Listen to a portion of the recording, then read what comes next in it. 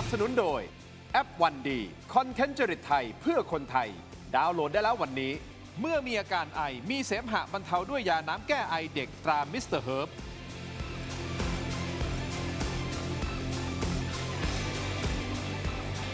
สวัสดีครับตอนรับทุกท่านเข้าสู่รายการถกไม่เถียงนะครับเปิดพาดกว้างมาคุณผู้ชมคงรู้แล้วนะฮะว่าประเด็นที่ผมจะพูดคุยวันนี้แน่นอนที่จะถกกันเรื่องของการเมืองครับต้องบอกเลยนะครับว่าสถานการณ์การเมืองสำหรับรัฐบาลเนี่ยโอ้โหร้อนแรงดุเดือดเหลือเกินนะฮะเขาบอกว่าร้อนแรงคล้ายๆผักบุ้งไฟแดงยังไงก็ไม่รู้นะครับหลากหลายประเด็นนะฮะเรื่องกันที่โศกนาฏกรรมนะที่โรงเบียร์ตอนนี้นะฮะยอดผู้เสียชีวิตเพิ่มขึ้นเป็น31รายแล้วนะครับตอนนี้มันลามกลายเป็นกระแสบีบให้ท่านนายกรัฐมนตรีลาออกครับจนคุณอนุทินเนี่ยฉุนจัดนะฮะวีนกลับใส่นักข่าวด้วยนะครับคุณผู้ชมครับในประเด็นนี้เดี๋ยวมาวิเคราะห์กันเพิ่มเติมแต่ต่อด้วยปมร้อนคดี Forex นะฮะที่อยู่ศาลอาญาก็เบรกฮะเบรกหัวทิ่มเลยเขาพูดอย่างนี้ยกคำร้องครับยกคำร้องอะไรนะฮะคำร้องออกหมายจับคุณป้อมพาวุฒินะฮะและมีการให้เหตุผลบอกว่าต้องพิจารณาอย่างถี่ถ้วนเพื่อป้องกันไม่ให้ถูกใช้เป็นเครื่องมือกลั่นแกล้งทางการเมืองนี่มีความคิดที่จะกลั่นแกล้งทางการเมืองหรือเปล่ากรณีของคุณป้อมพาวุฒิเดี๋ยวมาวิเคราะห์กันเพิ่มเติมนะครับนอกเหนือจากนี้ยังมีความพีคกับคดีพ่อทิพย์ฟอกสัญชาติให้กับทารกจีนครับที่จู่ๆเช่นเดียวกันท่านรัฐมนตรีว่าการกระทรวงสาธารณสุขก็สั่งยกเลิกแถลงข่าวฟ้าผ่าทั้งที่เขาจัดเตรียมสถานที่แถลงข่าวไว้สวยงามสวยหรูมีแบ็คดรอปมีไมค์มีป้ายทุกอย่างเจ้าหน้าที่ทุกคนทุกหน่วยงานเกี่ยวข้องก็มาเตรียมตัวกันแล้วนะครับแต่อยู่ดีๆก็ยกเลิกเทครับใช้คำนี้ไปร่วมอีเวนต์เผายาเสพติดแทนก็กลายเป็นที่วิพากษ์วิจารณ์อย่างหนักแต่หนักที่สุดคุณผู้ชมต้องยกให้มหากาพย์โกงสอบท้องถิ่นหลังมีการรวบตัวการใหญ่ดร.วินที่ตรวจสอบพบโปรไฟล์หรูเส้นสายโยงใยไปถึงหัวหน้าคณะทำงานของรัฐมนตรีด้วยนะครับและอาจจะมีลมใต้ปีกจากนักการเมืองท้องถิ่นฝากฝังมาจนสุดท้ายทำให้ท่านนายกรัฐมนตรีคุณอนุทินถึงกับอ้ำอึ้งและน่าเครียดอย่างเห็นได้ชัดตอนที่ผู้สื่อข่าวไปถามล่าสุดกสทครับสั่งเชือดฟ้าผ่ามีมติเพิกถอนรายชื่อข้าราชการที่มีคะแนนผิดปกติ 5,814 รายครับ 5,814 รายเป็นข้าราชการที่ถูกถอนโอ้ยประเทศเราไปยังไงกันต่อยังไม่จบคุณผู้ชมยังมีดราม่าเรื่องของปลากระป๋องอีกก็กลายเป็นไปตรวจ DNA ปลากระป๋องออกมาเฮ้ยอันนี้มันปลาหมอคังน้ำนี่หว่ามันไม่ใช่ปลาซาดีนนี่หว่าเอาตกลงมันยังไงรวมถึงข้าวราดแกง40 บาทของคุณสุปจีอีกต้องถอยก่อนละครับคุณผู้ชมครับนักการเมืองก็เป็นที่จับตาของสังคมเพราะฉะนั้นสื่ออย่างเราก็จับตาเช่นเดียวกันกับการเมืองไทยมาวิเคราะห์ประเด็นต่างๆกับ2กูรูทางด้านการเมืองนะครับผมขออนุญาตแล้วกันนักวิชาการอิสระก่อนเลยนะครับอาจารย์ศิโรจน์ คำไพบูลย์ครับสวัสดีครับคุณทีนสวัสดีครับพี่ตู่ครับอีกท่านหนึ่งครับแกนนำคณะหลอมรวมประชาชนนะครับคุณตู่จตุพรพรหมพันธ์ครับสวัสดีครับคุณตู่ครับมีคุณผู้ชมทักมาบอกโอ้เนี่ยอาจารย์ศิโรจน์กับคุณทินต้องสนิทกันแน่ๆเลยเป็นเพื่อนสนิทกันนะเห็นมารายการจริงๆเตรียมจะแต่งงานกันครับ แต่ติดอยู่อย่างเดียวคือเขามีครอบครัวแล้ว ถ้าอย่างนี้คุณตู่กับผมก็ต้องสนิทกันใช่ไหมมารายการเราก็มาบ่อยก็เลยคุยกันนอกรอบว่าจริงๆนักวิชาการหรือนักวิเคราะห์การเมืองเนี่ยจะมีอยู่แค่หยิบมือเดียวคือความจริงมีมากแต่ว่าก็ไม่พร้อมที่จะ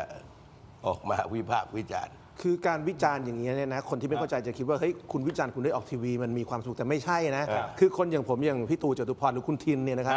เราวิจารณ์คนที่มีอำนาจนะแล้วใครเป็นคนมีอำนาจเราก็วิจารณ์อย่างเงี้ยทุกวันที่เราวิจารณ์เนี่ยนะเราก็ถูกคุมคนมีอำนาจทุกยุคนี่เหม็นหน้าคุณอยากโดนคนมีอำนาจเหม็นหน้าไหมล่ะไม่รู้ว่าเหม็นไม่เหม็นแต่ตอนนี้นายกท่านฉุนสื่อไปจี้เอาประเด็นแรกคุณผู้ชมครับคุณอนุทินฉุนสื่อจี้ถามบอกว่าให้ลาออกมท.1 เพื่อรับผิดชอบกรณีไฟไหม้โรงเบียร์นะครับคุณผู้ชมครับซึ่งล่าสุดผู้เสียชีวิตนี่31 รายบาดเจ็บอีกจำนวนมากนะครับเป็นประเด็นร้อนทางการเมืองแล้วผู้สื่อข่าวก็ไปสอบถามท่านนายกกับกรณีไฟไหม้นะครับคุณผู้ชมครับ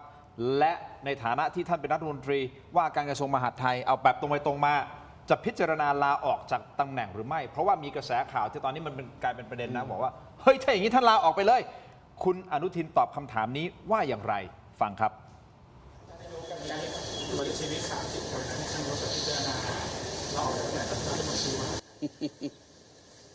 คำถามต่อไปคำถามที่ไม่มีเหตุมีผลคำถาม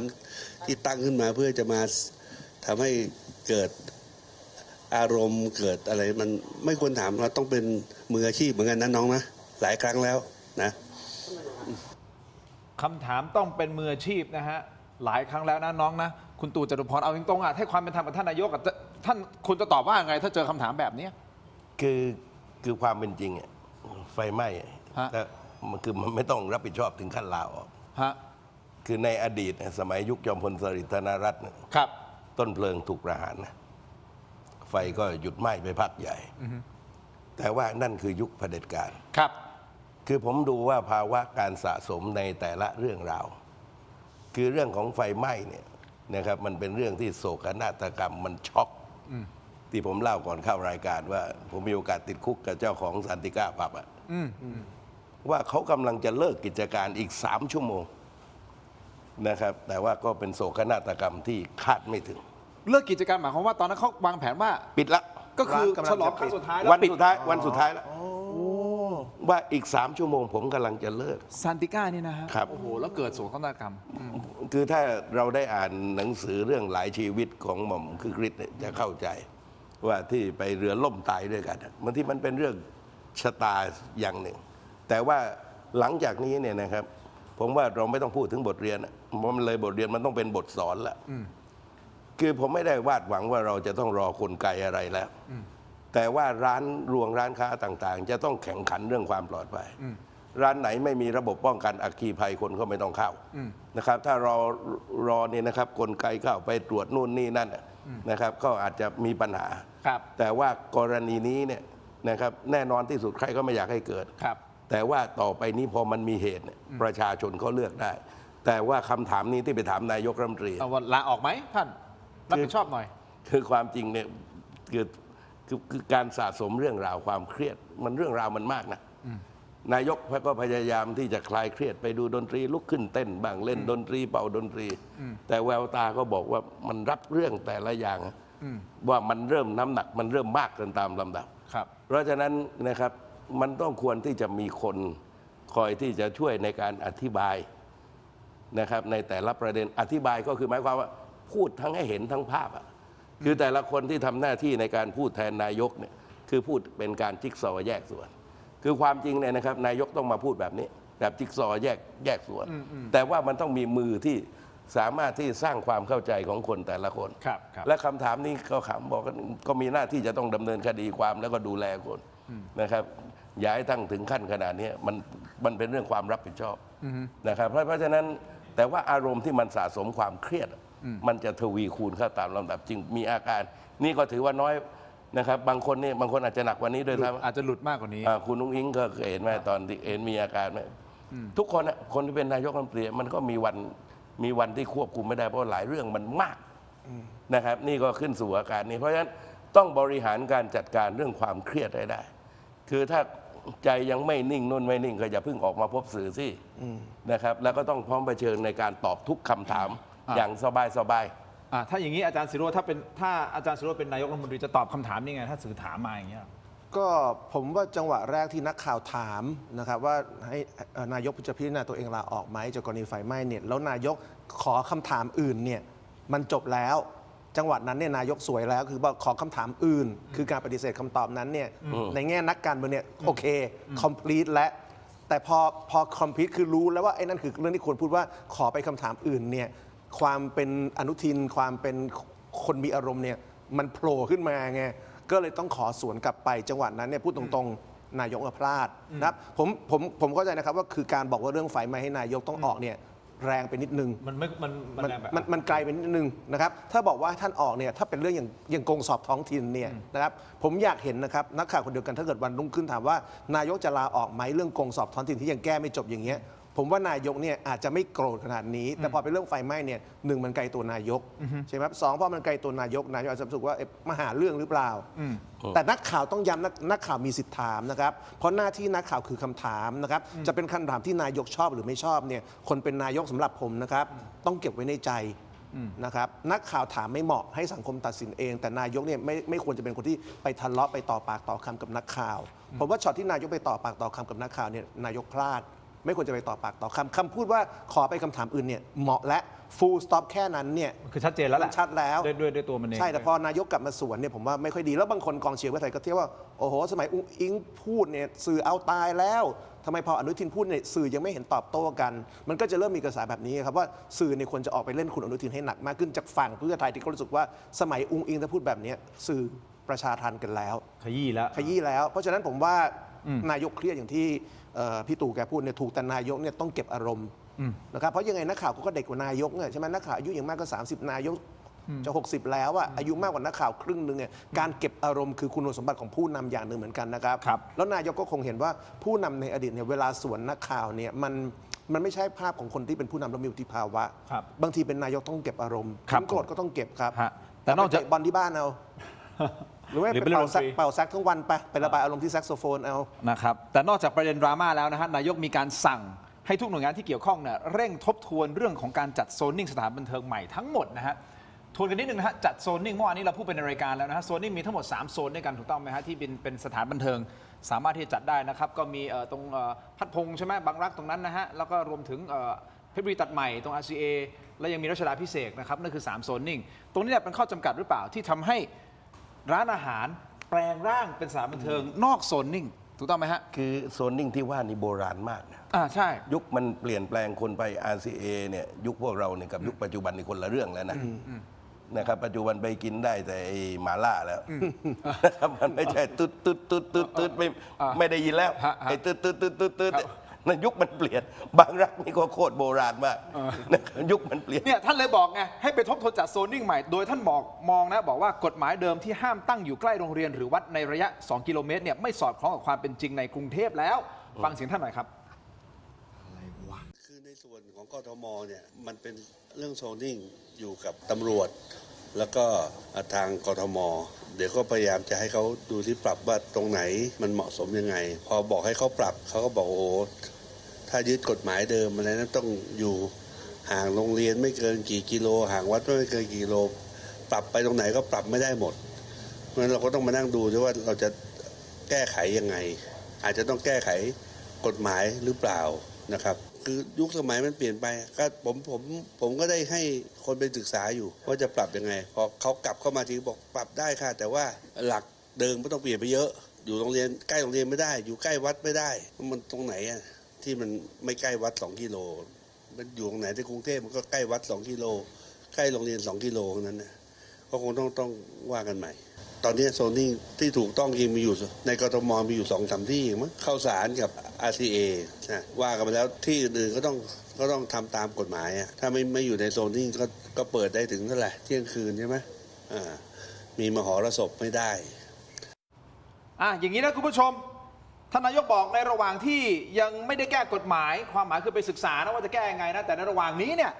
ย้ำชัดนะว่าสถานประกอบการที่อยู่นอกโซนนิ่งนะฮะห้ามมีมหรสพเด็ดขาดปิดต้องปิดตามเวลาก็คือเที่ยงคืนแต่ในความเป็นจริงแล้วคุณผู้ชมครับคุณตู่จตุพรอาจารย์ศิโรจน์ด้วยความเป็นจริงแล้วมันจะทำได้ขนาดนั้นหรือเปล่าว่าปิดเที่ยงคืนแล้วก็ห้ามมีอย่างกรณีของโรงเบียร์อย่างเงี้ยเปิดถึงตี 2 ตี 4บ้างตามรายงานข่าวที่มีเข้ามามีดนตรีมีอะไรกลายเป็นแบบว่ารีสตอรองแต่กลายเป็นผับเป็นบาร์เป็นสถานบันเทิงแทนอยู่นอกโซนนิ่งและก็เป็นช่องว่างหรือเปล่าในการเรียกรับผลประโยชน์กลายเป็นว่าตรงนี้แหละฮะมันจะทำให้การเรียกรับผลประโยชน์มากกว่าเดิมหรือเปล่าถูกต้องคุณตู่เพราะนี่ครับการที่มันมีช่องว่าง ฮะ ทำให้ระบบสวยมันเกิดขึ้น ครับเวลานี้เนี่ยนะครับคนที่จะเปิดผับเนี่ยลองไปศึกษาดูผมเคยถามบรรดาน้องๆที่ไปเปิดเนี่ยแล้วก็เลิกเปิดทั้งที่เขาลงทุนอย่างโมโหฬารเขาบอกว่านะครับเดิมเนี่ยเขาจ่าย13 หน่วยงานเนี่ย13 หน่วยงานจ่ายนี่คือจ่ายอะไรจ่ายสวยที่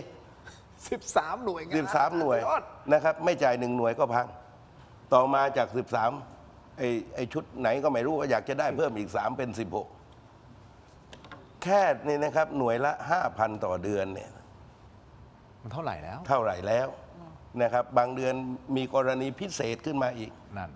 ขณะที่ยอดการขายมันไม่แน่นอน แต่ยอดสวยเนี่ยชัดเจนนะครับอย่างมากก็เสมอแล้วก็มากกว่าเดิมทั้งสิ้น ใครก็อยู่ไม่ได้ ดังนั้นเนี่ยที่นายกให้ไปศึกษานั่นถูกแล้ว อ่าฮะ ก็ยอมรับสภาพความเป็นจริงเสีย อ่าฮะ และกำหนดเวลาที่เป็นจริง ฮะ อย่าให้เกิดช่องว่าง ฮะ เพราะช่องว่างมันก็เกิดปัญหาอย่างที่ว่านะครับตั้งแต่การตรวจตราตั้งแต่อะไรสารพัดอะนะครับผมก็เลยมีความคิดว่า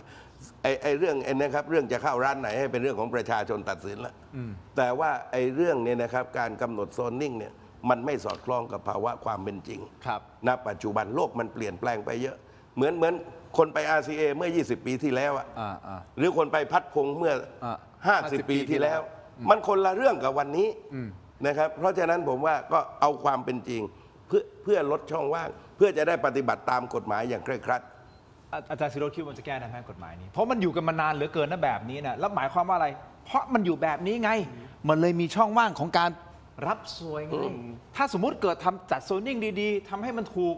สวยมันหายไปอ้าวแล้วคนที่รับสวยจะอยู่ยังไงล่ะครับคิดยังไงฮะ ก็ผมว่าก็อย่างที่พี่ตู่แกพูดเนี่ยแหละครับ คือคนทำธุรกิจกลางคืนเนี่ยนะครับ เอาอย่างพวกที่ผมรู้จักเส้นผลโยธินแล้วกันเขาบอกอย่างเงี้ยพี่พวกผมพอเปิดร้านปุ๊บนี่นะมากันเลย มากันเลย เปิดร้านปุ๊บร้านเปิดปุ๊บมากันเลย ทุกหน่วยนะครับสีกากีก็มาถ้าเป็นยุคทหารยึดอำนาจก็สีเขียวก็มานะครับเขตเขิดมากันหมดนะครับแล้วก็ราคาเนี่ยนะ มา ครั แส บ ดงความยินดี ไม่ครับ าเอากระเช้าดอกไม้ให้ มาคอยจับผิดแล้วก็บอกว่าถ้าน้องอยากได้การอำนวยความสะดวกก็เดือนละ 20,000ไอ้ราคา 5,000เนี่ยถือว่าน้อย นี่ต่างจังหวัด อ๋อต่างจังหวัด อ๋อ โอเคต่างจังหวัด โอเค เพราะว่าถ้าเรทในกรุงเทพเนี่ยอย่างต่ำเนี่ยเปิดก็คือ 20,000นะครับอันนี้เป็นเกรดผับริมถนนนะ หมายถึงว่า ผับใหญ่ๆนะ ไอ้นี่มัน1 รายอะ หนึ่งรายหนึ่งรายหนึ่งราย ตอนนี้ แต่ว่า 16 รายแล้วปัจจุบันเนี่ย ใช่แล้ว 20,000นี่คือราคาขั้นต่ำนะแต่ถ้าเกิดคุณเป็นผับแบบใหญ่ๆอันนั้นอีกเรทหนึ่งนะไอ้นั่นรอบ อันนี้ เป็นแสน เรทพื้นฐาน เรทพื้นฐาน 20,000 ผับ ถ้าผับใหญ่ ผั ปั๊ บบ แบบเกรดตึกแถวริมถนน2 ห้อง 20,000นะครับทีนี้กลับมาเรื่องถามเรื่องโซนนิ่งผมคิดว่าตอนนี้มันเกิดความสับสนเรื่องประเด็นแล้วนะครับสิ่งที่คนไทยกังวลตอนนี้คือเรื่องความปลอดภัยของสถานบริการที่มันถูกดัดแปลงจากร้านอาหารเป็นผับบาร์ อ่า ใช่ไหมครับแต่นายกไปยกประเด็นเรื่องโซนนิ่งผมว่าโซนนิ่งตอนนี้ยังไม่ใช่ประเด็นใหญ่ที่ต้องมาเถียงกันประเด็นสำคัญตอนนี้คือว่าไอ้ร้านอาหารแบบนี้ที่มันแปลเป็นผับบาร์เนี่ยมันใช้วัสดุที่ไม่ปลอดภัย เรื่องพวกนี้เนี่ยมันเป็นเรื่องของเจ้าหน้าที่เขตกับตำรวจที่จะต้องไปตรวจกวดขันอย่างเข้มงวดนะครับเรื่องโซนนิ่งก็เป็นอีกปัญหาหนึ่งแต่ว่าวันนี้ปัญหาใหญ่คือร้านอาหารที่แปลงเป็นผับบาร์เนี่ยมันไม่ได้สร้างตามวัสดุที่มันควรจะเป็นใช่ไหมอย่างเคสนี้เนี่ยมัน โรงเบียร์เนี่ย วัสดุที่มันไม่ทนไฟ ติดไฟง่ายปุ๊บ มันติดไฟ เรียบร้อย ง่ายเพราะฉะนั้นปัญหาใหญ่ตอนนี้เนี่ยนะครับมันไม่ใช่เรื่องโซนนิ่งเรื่องเวลาเปิดปิด แต่เป็นเรื่องของการปล่อยปละละเลยให้มีการทำผิดกฎหมายในการก่อสร้าง ไอการปล่อยปละละเลยตรงนี้เมื่อวานนี้ผมตั้งหัวข้อไว้นะครับว่าสวยบังตาหรือเปล่าถึงทำให้เกิดเหตุการณ์โศกนาฏกรรมแบบนี้อาจารย์ศิโรจน์มองยังไงคุณตู่มองยังไง ผมขออนุญาตพักสักครู่สั้นๆนิดเดียวนะครับและยังมีกรณีของคุณพาวุฒิอีกนะฮะรัฐมนตรีว่าการกระทรวงยุติธรรมนะครับตอนแรกท่านก็บอกว่าออกหมายจับใช่ไหมฮะกับใครอีกหลายคน ปรากฏว่าศาลท่านบอกเฮ้ยเดี๋ยวก่อนนะคุณออกหมายเรียกก็พอเนี่ยและท่านยังบอกด้วยนะครับว่านี่เราต้องป้องกันการกลั่นแกล้งทางการเมือง เหตุการณ์ของคุณพาวุฒิเป็นการกลั่นแกล้งทางการเมืองหรือเปล่าทั้งสองท่านคิดเห็นอย่างไรพักสักครู่ช่วงหน้าครับ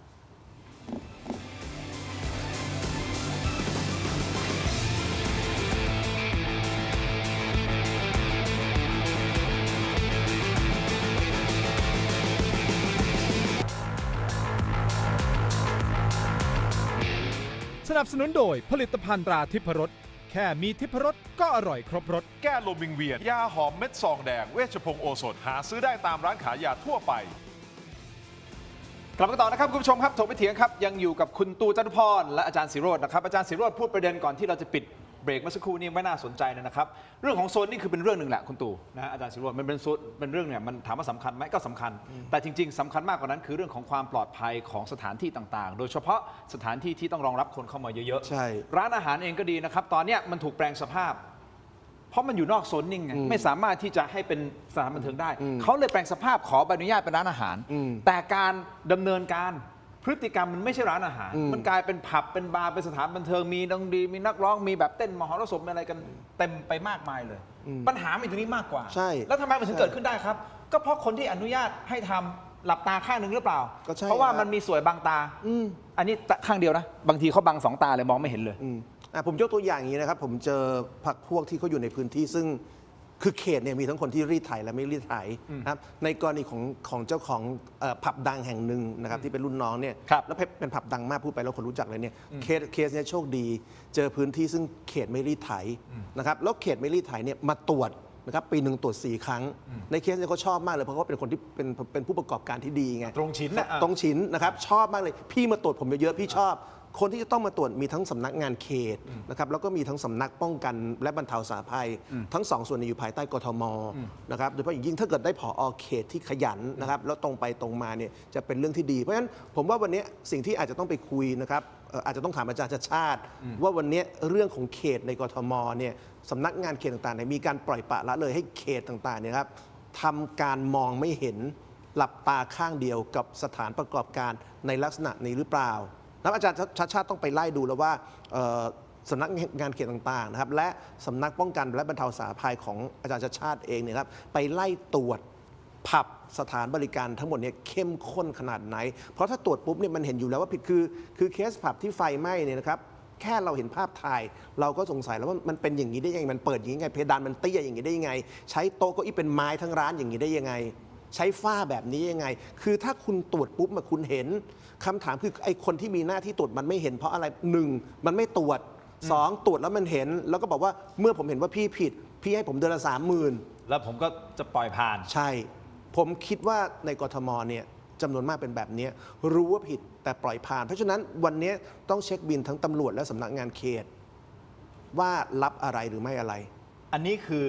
นครบาลผมขอไปภูธรนิดนึง ครับ เพราะว่าพี่ตู่บอกว่านี่ส่วนนี้ต่างจังหวัดนะต่างจังหวัดนะหัวละ 5,000นี่คือต่างจังหวัดนะ16 หน่วยงานละ 5,000 ที่ต้องจ่ายทุกๆเดือนนะฮะคราวนี้พอมาที่ภูธรเราก็จะเกิดคำถามเหมือนกันนะว่าอ้าวแล้วคนที่ไปตรวจอ่ะ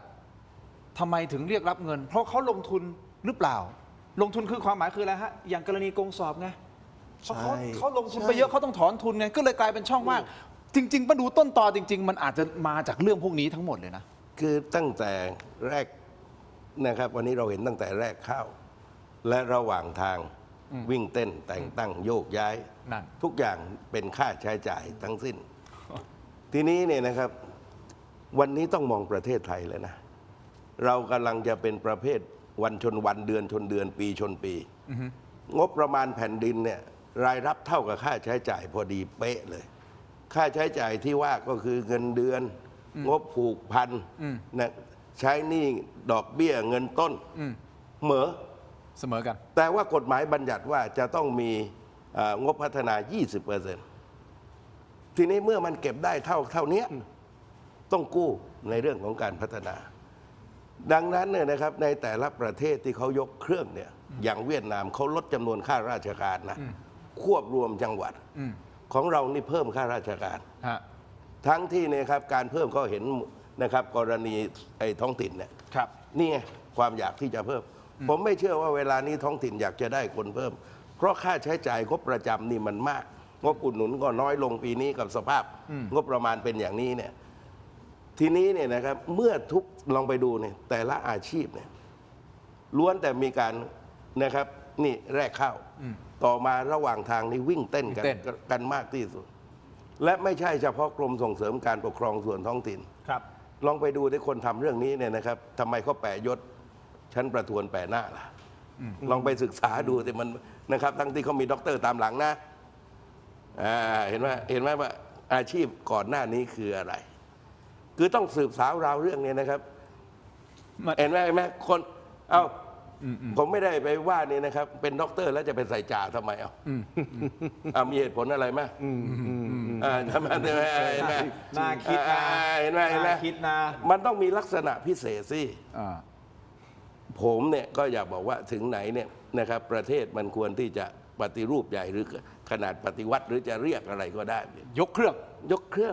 เพราะนี่นะครับถ้าไม่ลดนี่มันชนเพดานแล้วนะและต้องกู้ทุกปีแล้วปัญหาว่า แล้วใครจ่ายอ่ะ แล้วเพดานนี่เหลือ 2% ต้องขยายเพดาน อ่า แล้วต่อไปเนี่ยนะครับมันก็จะต้องทะลุหลังคา อ่า เพราะว่าถ้าไม่คิดทำอะไรเลยในประเทศมันไปไม่ได้แล้ว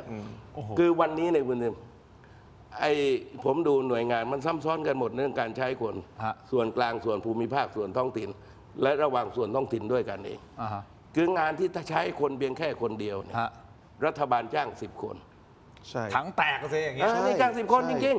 ๆ และอยู่ในสภาพแบบนี้นี่ไม่นับบวกลูกจ้างอะไรสารพัดสารพัดผมไม่ได้ไปขัดขวางอาชีพเขานะ แต่ว่าถ้ารัฐบาลจะจัดการอะไรเอาคนที่มีคุณภาพเนี่ย ฮะ ก็ต้องจ่ายค่าชดเชยให้เขาไปประกอบอาชีพอย่างอื่นนะครับ คือบ้านเราเนี่ยนะครับความจริงเนี่ยศาลเนี่ยเขาคิดถูกแล้วคัดเลือกตามคุณภาพ คุณจะสอบจำนวนเท่าไหร่ก็แล้วแต่ แต่คัดเลือกตามคุณภาพ ตามคุณภาพเอาคะแนนผ่านเป็นว่าใช้ได้ ไม่ใช่ และไม่มีไอ้ชุด TOR บ้าบอคอแตกไอ้ชุดข้อสอบนี่นะครับมีคนออกข้อสอบหลายคน และมีชุดย้ำข้อสอบอีก แล้วก็ล็อกตัวเห็นไหมไม่ใช่ TOR กันแบบนี้ โอ้ย นะครับ เดี๋ยวแต่เราก็ต้องอยู่กับสิ่งที่มันเกิดขึ้น อย่างนี้ต่อไป เดี๋ยวที่น่ากลัวนะ คือ ลองฟังในคลิปแรกเห็นไหม อ่า สอบไปแล้ว ฮะ มาจ่ายตังค์ตามหลัง อ่า ไอ้นี่ไปแก้ไขข้อสอบ อ่า 5,814 คน อ่า ส่วนที่จ่ายครบก่อนนะ ฮะ เขียนชื่อ อ่า นามสกุลเลขแล้วก็ไม่ผลเลย คนไปผลใหม่ให้ ไอ้นี่หนักกว่าอีก เรามาถึงจุดนี้แล้วนะฮะคุณผู้ชมครับไหนพูดถึงเรื่องของการโกงสอบที่พี่ตู่เปิดมา 5,814 รายคุณผู้ชมครับ นี่คือข้อมูลล่าสุดนะฮะ ไอ้นี่ไปแก้ไขกระดาษคำตอบ แก้ไขคะแนน เขาบอกว่าทางคณะกรรมการได้แบ่งความผิดปกติออกเป็น 3 กลุ่มหลักๆนะครับกลุ่มแรกคือพวกที่คะแนนพุ่งพรวดเพิ่มขึ้นอย่างผิดสังเกต ตรงนี้มีประมาณ 3,000 กว่าราย กลุ่มที่ 2 คือพวกที่สอบได้คะแนนดีอยู่แล้ว แต่กลับมีคะแนนเพิ่มขึ้นไปอีกอย่างผิดปกติ กลุ่มนี้ประมาณ 1,000 กว่าราย และกลุ่มสุดท้ายคือพวกที่คะแนนต่างกันแค่ 1 คะแนน แต่พอดูเอกสารกระดาษคำตอบกลับพบว่ามีความไม่ชัดเจน ซึ่งมีอยู่ประมาณ 400 กว่าราย จากหลักฐานความผิดปกติที่ชัดเจนขนาดนี้ที่ประชุมกสทจึงมีมติเด็ดขาดให้ส่งชื่อทั้งหมด 5,814 รายชื่อนี้ไปให้คณะกรรมการกลาง พิจารณาดำเนินการเพิกถอนการบรรจุหรือไม่ โดยต้องจับตาดูในวันที่ 23 กรกฎาคมนี้นะครับว่าจะมีมติหรือไม่อย่างไร อาจารย์ศิโรจน์คิดว่ามันต้องมีมติยังไงฮะ คือกลุ่มนี้สำหรับผมต้องออกสถานเดียวนะครับต้องออกสถานเดียวเพราะว่ากระบวนการพิสูจน์มันชัดเจนแล้วว่าเขาได้คะแนนมาผิดปกติ เพราะฉะนั้นเขาไม่ควรจะเป็นข้าราชการตั้งแต่ต้น แล้วถ้าสมมติเกิด 5,000 กว่าคนนะด้วยความเคารพโดนถอด ครับ หมดแล้วมันจะเกิดอะไรขึ้นกับระบบราชการไทย ไม่เกิดอะไรเลยครับ เอาหายไปเลยนะ5,000 ไม่เป็นไรครับก็เอาคนอื่นขึ้นมาแทนดีครับ ยังมีคนทำงานพอ คะแนนที่ถัดไปก็ขึ้นมาแทนได้เพราะฉะนั้น อ๋อโอเค ไม่มีปัญหาอะไรเลยใช่ไหมคือเราไม่จำเป็นต้องเลี้ยงคนที่เข้าสู่ตำแหน่งด้วยการโกงอยู่แล้วนะครับเพราะว่าแต่ละคนที่เราเลี้ยงเขาด้วยการโกงเนี่ยผมตีง่ายๆ สมมุติแต่ละคนเป็นข้าราชการท้องถิ่นจนถึงอายุ 60 นะแล้วก็สมมติคะแนนเงินเดือนแต่ละคนเฉลี่ยเอาแค่ 30,000 จนถึงอายุ 60 แล้วกันนะครับเราต้องเลี้ยงคนพวกนี้กว่าจะอายุ 60 เนี่ยนะเฉพาะเงินเดือนถ้าเขาได้แค่ 30,000 นะ 13 ล้านแล้ว 13 ล้านแล้วนะครับแล้วถ้ากว่าแต่ละคนจะโตไปเป็น 50,000 60,000 บางคน 20-30 ล้านนะครับเพราะฉะนั้นเราไม่ควรต้องเสียตังค์คนที่เข้าสู่ตำแหน่งด้วยการทุจริต โกง เพราะคนที่ทุจริตตอนนี้ก็ต้องถอนทุนในวันหน้าไอ้พวกสำนักงานเขตที่มันรับเงินผับบาร์ผิดกฎหมายไอ้พวกตำรวจที่มันรับเงินผับบาร์ผิดกฎหมายมันก็มาจากการที่มันรับเงินมันซื้อตำแหน่งไง มันลงทุนไปแล้ว ใช่เมื่อมันต้องจ่าย ถทุน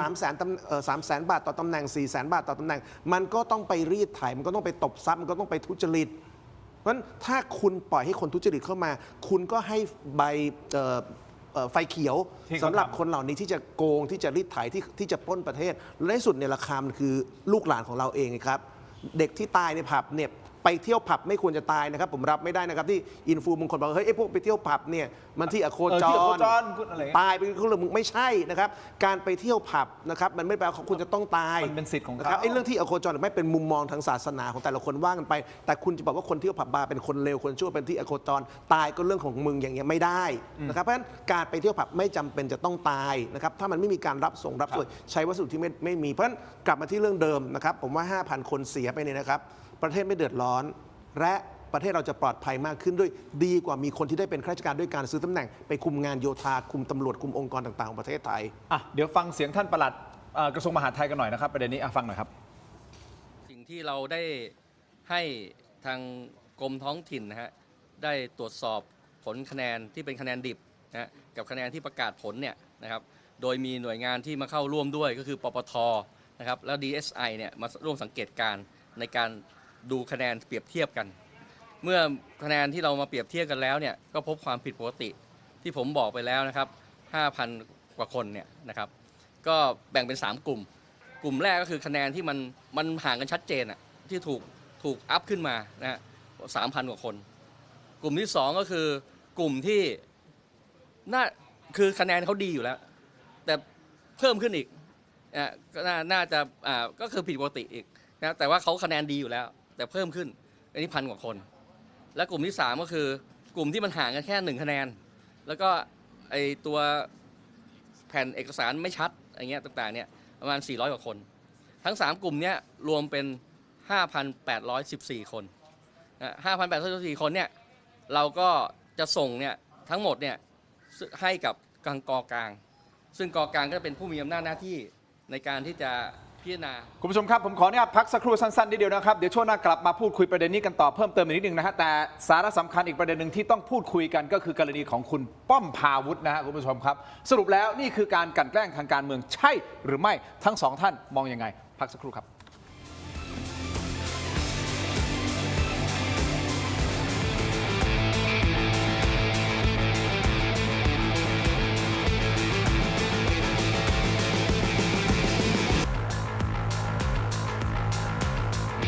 สนับสนุนโดยอาหารแมวเหมียวเหมียวอร่อยมีประโยชน์ถูกใจเหมียว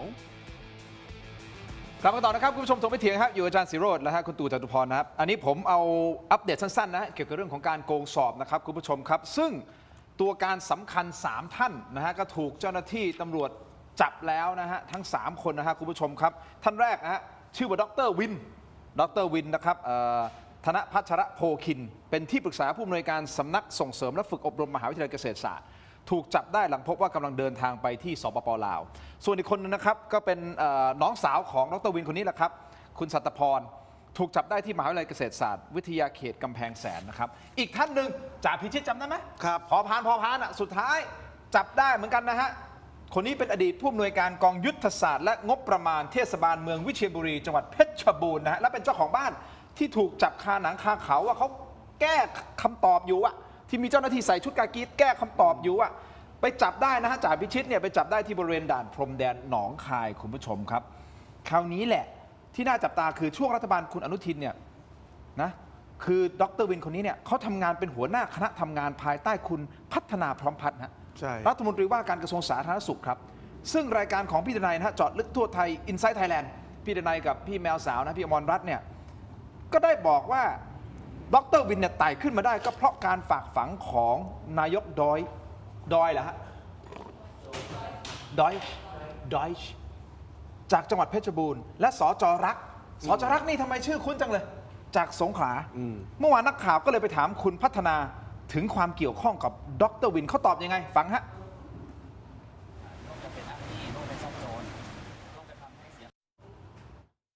จริงๆส่วนตัวเนี่ยไม่ได้รู้จักกับทางดร.วินมาก่อนนะครับก็เป็นทางทีมงานต่างๆเนี่ยนะครับก็แนะนำแล้วก็แจ้งว่าคนนี้เคยทำงานในหลายๆส่วนนะครับเป็นคณะกรรมการตรงโน้นตรงนี้เป็นอะไรต่างๆนะครับก็ได้รับการแนะนำมานะครับก็โดยส่วนตัวก็ต้องเรียนว่าไม่ได้เคยรู้จักกันมาก่อนนะครับแล้วก็ช่วงที่ผ่านมาเนี่ยช่วงนั้นก็เป็นช่วงที่มีเหตุการณ์หลายอย่างแล้วก็เป็นรัฐบาลที่มีใช้เวลาค่อนข้างสั้นนะครับประมาณธันวาก็มีการยุบสภานะครับก็ได้เจอกันครั้งเดียวตอนที่เขามาทักทายมาแนะนำตัวครับคนนี้รัฐมนตรีนะครับคุณผู้ชมนักข่าวไปถามท่านนายกฮะเนื่องจากว่าดร.วินคนนี้ที่ถูกจับแต่เขาบอกเป็นตัวการสำคัญมากๆเลยนะเป็นคนอยู่ภายใต้คนในพรรคภูมิใจไทยอีกทีนึงท่านนายกเมื่อวานนี้มีทีท่าอย่างไรจากการถูกนักข่าวถามดูครับ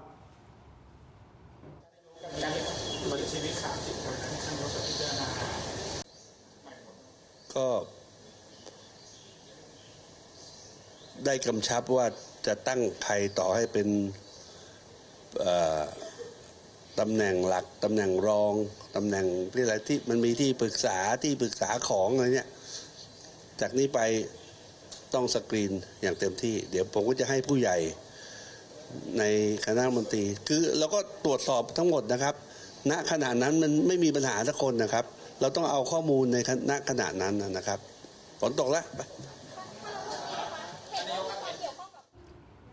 ด้วยความเคารพให้ความเป็นธรรมกับท่านนายกนะฮะตอนเนี้ยกลายเป็นว่าทุกสื่อมีอะไรปัญหาอะไรนู่นนี่นั่นเกิดนู่นเกิดนู่นเกิดนู่นเกิดน้ำไม่ไหลนะคือกลายเป็นว่าถามท่านนายกหมดโดนอยู่คนเดียวแอบเห็นใจท่านนะฮะพูดตรงๆเอาละแต่ถ้าเป็นนายกรัฐมนตรีอ่ะก็ช่วยไม่ได้ตำแหน่งของท่านนะครับสั้นๆนิดเดียว30 วิจากอาการท่าทางของท่านนายกพี่ตู่มองไงครับกับดร.วินคนนี้คือความเป็นนักการเมืองเนี่ยผมก็มีความเข้าใจพอสมควรนะครับบางครั้งก็การฝากต่อกันมาเนี่ยก็ขนาดหัวหน้าสำนักงานเนี่ยของรัฐมนตรีซึ่งเป็นตำแหน่งใหญ่นะเพราะว่าตำแหน่งนี้ดูเหมือนว่าไม่ได้เป็นทางการครับแต่ต้องมีความใกล้ชิดครับรัฐมนตรีมีโอกาสเจอแค่ครั้งเดียวครับทีนี้ปัญหาก็คือว่าการตั้งคณะนะครับคณะทำงานที่ปรึกษาที่ไม่เป็นทางการเนี่ยมันมาพร้อมกัน1 นามบัตร 2 บัตรซึ่งเนี่ยนะครับถ้าได้คนที่มันเปิดช่องทำมาหากินมันก็เอานี้เข้าไปแล้วในสถานะหัวหน้าคณะทำงานรัฐมนตรีเนี่ยนะครับที่รัฐมนตรีบอกว่าเจอครั้งเดียวนะคนเหล่านี้ไปที่ไหนคนเกรงใจกันทั้งกระทรวงนะครับแต่ละหน่วยงานนะครับเพราะฉะนั้นนี่ก็เป็นความประหลาดแต่ผมก็พยายามที่จะฟังว่าการตั้งหัวหน้าสำนักงานให้กับคนที่ไม่รู้จักนั้นเนี่ยมันฟังดูแปลกๆนะก็ไม่รู้ว่ารัฐมนตรีฟังแปลกไหมแต่ผมไม่ได้ฟังแปลกเพราะว่าตำแหน่งนี้เป็นตำแหน่งติดตัวไงโอเคอ่ะอาจารย์ศิโรจน์สั้นๆฮะก่อนที่เราจะไปออนไลน์ตอนนี้ให้คุณผู้ชมสกายคิวอาร์โค้ดก่อนนะฮะสั้นๆผมรู้สึกว่ามีคนโกหกประชาชนนะครับอันที่1อันที่2นะครับบุคคลที่ชื่อคุณวินเนี่ยนะครับเป็นคนที่ข้าราชการในกระทรวงสาธารณสุขทราบดีว่าพบได้หน้าห้องรัฐมนตรีนะครับและหมอจำนวนหนึ่งผมฟังว่ามักจะพบคนนี้เวลามีเรื่องบริษัทขายเครื่องมือแพทย์เพราะฉะนั้นถ้าเกิดรัฐมนตรีบอกว่าเป็นคนที่ไม่รู้จักเป็นคนที่ไม่คุ้นนะครับผมว่าไม่รัฐมนตรีโกหกประชาชนผมก็คงเป็นคนโง่เองครับเพราะข้าราชการเขาบอกว่าเจอประจำที่หน้าห้องรัฐมนตรีสแกนเคอร์โค้ดหน้าจอฮะไปที่ออนไลน์ของเราเทโรดิจิทัลใน YouTube นะ Facebook ถกไม่เถียงไปตามกันต่อนะครับยังมีประเด็นอย่าลืมนะฮะยังมีประเด็นอีกนะฮะก็คือข้าวแกง40 บาทของคุณสุปจียังมีประเด็นคุณป้อมพาวุฒินะฮะคุณผู้ชมครับที่เราต้องไปขยี้ขยายกันต่อนะครับผู้ชมครับและปลากระป๋องกลายเป็นปลาหมอคางดำคุณผู้ชมติดตามกันต่อในออนไลน์ยกเลิกแถลงข่าวด้วยท่านรัฐมนตรีคนนี้แหละก็พอยกเลิกเพราะกลัวโดนถามคำถามนี้ไงเจอกันในออนไลน์ขอบคุณครับพี่ตู่ครับขอบคุณครับเจอในออนไลน์ครับสวัสดีครับสวัสดีครับ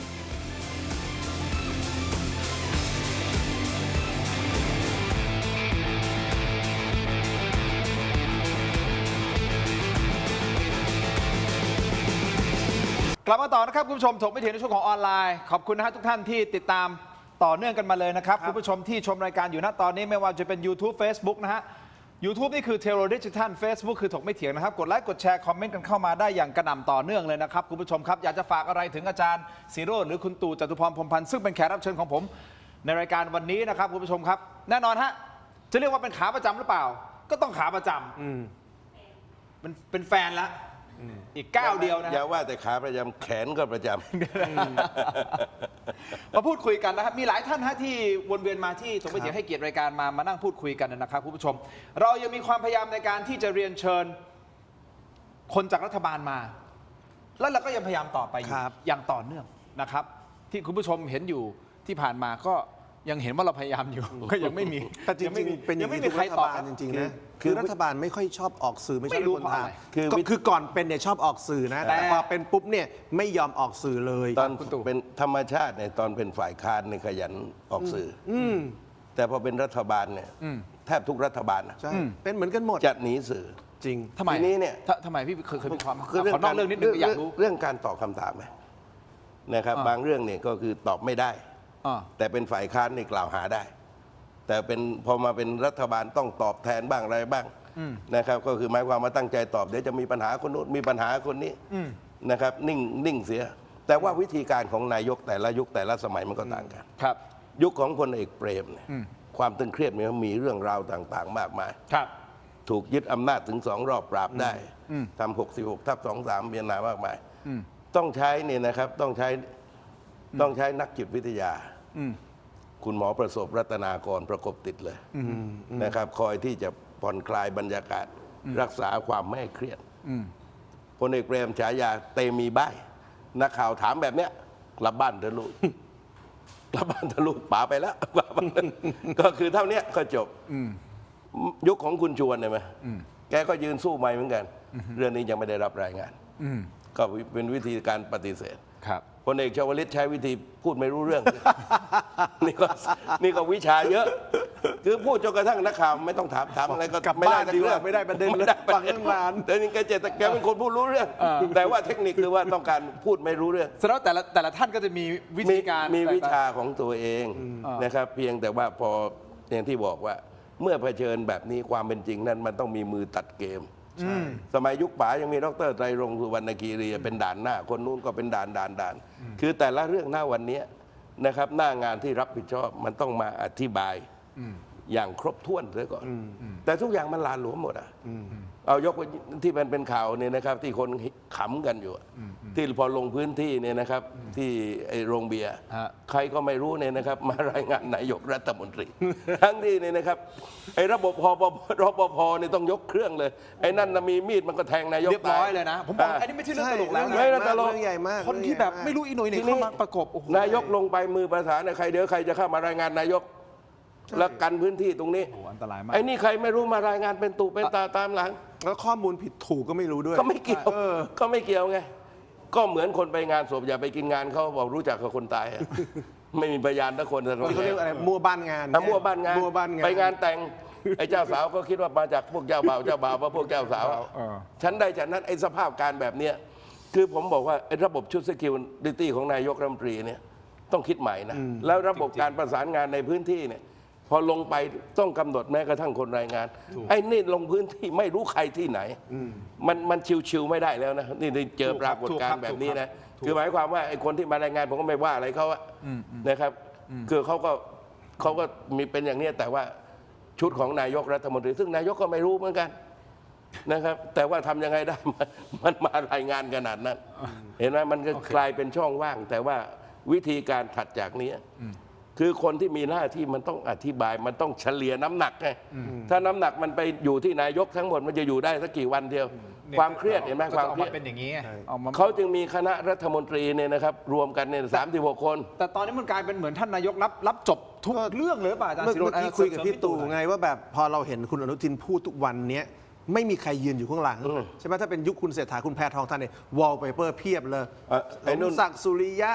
แล้วค่อยพูดเป็นพลายกระซิบ ใช่แล้วคอยกระซิบนู่นนี่แต่ของคุณอนุทินไม่มีเลยพอไม่มีเลยเนี่ยทุกคำถามมันก็ต้องเป็นคุณอนุทินตอบคุณอนุทินตอบคุณอนุทินตอบ ซึ่งธรรมชาติของคนเนี่ยนะครับตอบเรื่องดีเนี่ยไม่เป็นไรหรอกแต่ถ้าตอบเรื่องที่ไม่ค่อยดีเนี่ยถามไปเรื่อยๆมันจะรั่วมันจะหลุด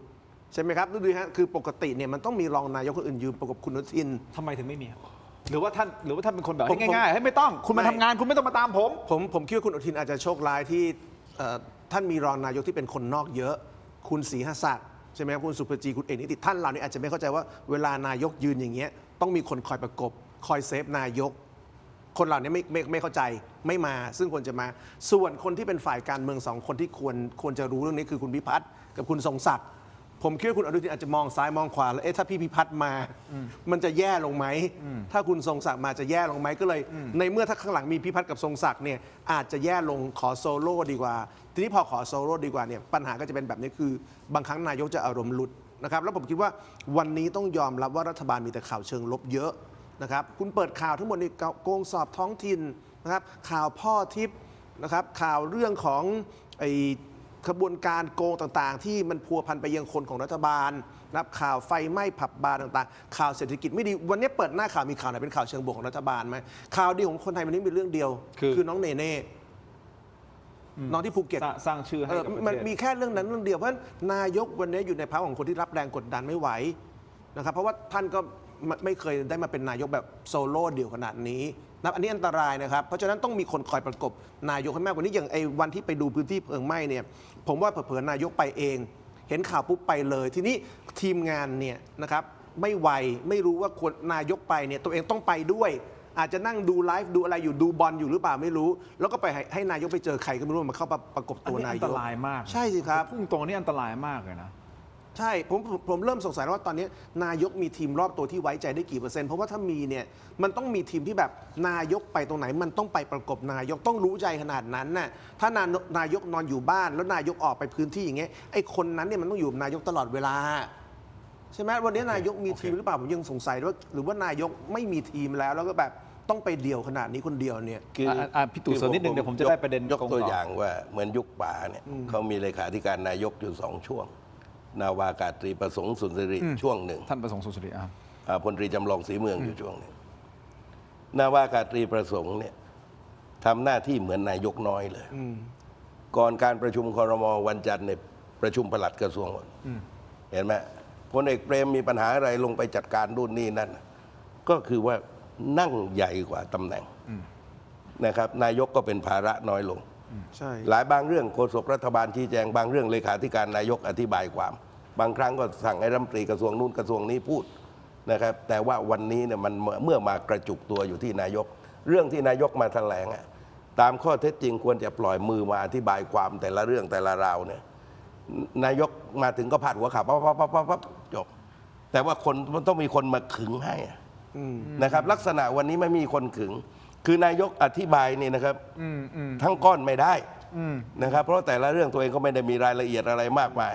และตัวเองไม่ต้องไปตอบอะไรที่มันมีลักษณะที่มันมีความกดดัน ถ้าได้นี่นะครับมีการขยายเรื่องราวเช่นว่านี่นะครับขั้นตอนอยู่อย่างนี้นี่นักข่าวเขาได้เนื้อไปเรียบร้อย ทีนี้เขาต้องถามเรื่องการตัดสินใจว่าเอายังไงเนี่ยนายกมาตอบ ใช่ใช่ แต่อย่างนี้คุณผู้ชมอันนี้คือรัฐบาลชุดนี้ของท่านอนุทินนะครับเพิ่งเข้ามาจริงๆได้3 เดือน 4 เดือนเองมั้งใช่ไหมฮะแต่ดูเหมือนว่ามีเรื่องราวเกิดขึ้นเหมือนกับอยู่มาประมาณนานมาก3-4 ปีแล้วนะครับและแต่ละเรื่องเนี่ยมันเป็นเรื่องที่มันไม่ใช่เรื่องเล็กๆนะฮะเจอแต่เรื่องใหญ่ๆนะครับเท่ากับว่าพอเป็นเรื่องใหญ่ปุ๊บเนี่ยพอจับไปเสร็จปุ๊บโอ้โหมีตอไว้จับเรื่องนี้มีตอเบื้องหลังเฮ้ยมันเหมือนมีตอไปหมดเลยอ่ะ ใช่ ตอนี่คือตอใหญ่เลยนะครับจะไปยังไงต่อคุณผู้ชมเชกเช่นเดียวกันกับโกงสอบครั้งนี้มันตอใหญ่หรือเปล่าถามตรงถ้าไม่ตอใหญ่ทำได้ขนาดนี้ไหมที่โกงสอบขนาดนี้มูลค่าเป็นพันล้านนี่แค่ครั้งเดียวนะนี่แค่ที่ผ่านมานะ4-5 พันล้านนะแล้วในอดีตนะครับถ้าสมมติเกิดทำมาเป็น10 ปีอะ1 ใน 3ของข้าราชการท้องถิ่นเนี่ยเขาใช่เฉพาะท้องถิ่นนะ1 ใน 3คือซื้อเข้ามาเนี่ยเราอยู่กันอย่าง ไอ้ นี้ นี่ยังตรวจไม่ครบนะ ใช่ไง อย่างที่ผมบอกว่าไอ้ประเภทจ่ายเงินเป็นก้อนน่ะเขียนชื่อกับหมายเลขแล้วไม่ได้ฝนทั้งข้อเดียวแล้วคนไปฝนให้ไอ้นี่ยังไม่โดนนะนี่ไม่โดนไอ้นี่โดนคือคะแนนไม่ตรงอย่างเดียวนะ อย่างนี้ แล้วยังมีหน้ามาแยกประเด็นอีกแล้วขั้นตอนดูที่ขั้นตอนประเทศไทยเห็นไหมนี่ต้องส่งให้นี่นะครับหน่วยงานกองกลางตรวจว่าจะเห็นพ้องกับกรรมการของสทหรือเปล่า หลังจากนั้นจะส่งไปกรรมการระดับจังหวัดต่อ แล้วจึงจะลงไปท้องถิ่นเพื่อให้ออกจากราชการ นานแล้ว คือปัญหาความเป็นจริงเรื่องนี้วันเดียวเนี่ยหลุดจากตรงนี้ประชุมรอเลย มันก็อยู่ที่การบริหารการจัดการพอข้อสอบมันไม่ตรงกับกระดาษคำคะแนนไม่ตรงกับกระดาษคำตอบไม่ต้องคุยเรื่องอะไรแล้วมันจะไปตรวจเรื่องอะไร มันเป็นเสียเวลาระบงอะไรและกสทเนี่ยซึ่งเขายกมือสวนนายกตอนให้ชะลอผลเนี่ยชนะเนี่ยครับแบบขาดลอยด้วยนะคือชนะความเห็นของนายกรัฐมนตรีแสดงว่ามันมีปัญหาแล้ววันนี้เนี่ยนะครับที่เขายังต้องใช้เวลา3 ชั่วโมงเวลานี้ก็ยื้อกันอยู่นะแต่ว่ามันสวนกระแสสังคมไม่ได้ แต่นายกรัฐมนตรีเขาต้องรู้แล้วว่าเฮ้ยมันพูด แปลกมันแปลกเพราะพวกนี้กล้ามีมติสวนฝั่งนายกเนี่ยนะครับแพ้ชนิดที่ไม่คาดคิดก็แล้วกันเราจะอยู่กันอย่างนี้ใช่ไหมฮะคุณผู้ชมครับเอางี้ผมขอนิดเดียวกลับมาที่เรื่องของกงสอบเดี๋ยวผมจะไปต่อคุณพาวุฒิละนะฮะเอาตรงนี้ก่อนฮะดร.วินที่เขาจับ3 คนใช่ไหมมีดร.วินมีคุณสัตพรซึ่งเป็นน้องสาวของนายวินนี่นะฮะดร.วินคนนี้เนี่ยรวมถึงจ่าพิชิต3 คนนี้มันจะหยุดอยู่แค่นี้หรือเปล่าในมุมมองของอาจารย์ศิโรจน์มองไงครับซึ่งนะฮะดร.วินคือใครนะครับหลังจากที่ดร.วินโดนจับมีการเปิดประวัติดร.วินตามนี้นะครับสิ่งที่น่าสนใจคือตำแหน่งของเขาหลังรัฐบาลอนุทินเอาก่อนรัฐบาลอนุทินก่อนแล้วกันเป็นกรรมการองค์การจัดการน้ำเสียกระทรวงมหาดไทยคุณผู้ชมและยังเป็นอนุกรรมการติดตามการดำเนินการประปานครหลวงและยังเป็นอนุกรรมการธรรมาภิบาลขออภัยอนุกรรมการธรรมาภิบาลองค์การสะพานปลาและยังเป็นอนุกรรมาธิการติดตามปัญหากยศสภานี่คือก่อนรัฐบาลของคุณอนุทินนะครับแต่พอมาเป็น รัฐบาลอนุทินแล้วปุ๊บเนี่ยมาเป็นหัวหน้าคณะทำงานรัฐมนตรีว่าการกระทรวงสาธารณสุข ก็คือยุคของคุณพัฒนาพร้อมพัฒน์ลมใต้ปีกของนายกดอยจากจังหวัดเพชรบูรณ์และยังเป็นกรรมการสถาบันการบินพลเรือนยุคคุณพิพัฒน์รัชกิจประการถูกต้องไหมครับลมใต้ปีกสจรักที่คุณดนัยบอกว่าคนสงขลาหาดใหญ่จะรู้จักกันดีสจรักคนนี้นี่คือดร.วินครับจะจบอยู่แค่นี้หรือเปล่าอาจารย์ศิโรจน์พี่ตู่ไอเรื่องของโกงข้อสอบเนี่ยมันจะไปถึงตอใหญ่ได้มีเอางี้ตอใหญ่มีไหมหลายคนเชื่อว่ามันต้องมีแหละแล้วนี่คือตอใหญ่แล้วหรือยัง โอ้ไม่ จ่า ใช่ พิพัฒน์อย่างเงี้ยไอ้จ่าพิชิตขออภัยจ่าพิชิตเนี่ย คืออย่างนี้นะครับเรื่องนี้มีต่อแน่ ฮะ เพราะว่าอย่าลืมว่าคนระดับคุณวินนะครับ ฮะ โอเควันนี้เราเห็นแล้วว่าตามข้อเท็จจริงเนี่ยคุณวินนี่คือคนของฝ่ายการเมือง ฮะ แล้วเป็นคนของภูมิใจไทยอย่าง ครับ ชัดเจน ครับ ประวัติเขาชัดเจนนะครับว่าคอนเนคชั่นทางการเมืองของเขาได้ไปอยู่ในตำแหน่งอนุกรรมการต่างๆ ไปอยู่ในองค์กรต่างๆในเครือข่ายในเวลาที่ภูมิใจไทยเป็นรัฐบาลนี่ข้อเท็จจริงต้องยอมรับนะว่าเขาคือคนของภูมิใจไทย ถ้าเป็นแบบนี้นะครับแล้วก็อย่างที่ผมบอกไปว่าในฐานะเป็นทีมรัฐมนตรีสาธารณสุขเขาอยู่หน้าห้องรัฐมนตรีเป็นประจำนะครับพวกหมอที่สาธารณสุขก็เล่าให้ฟังว่าอาจารย์เจอประจำ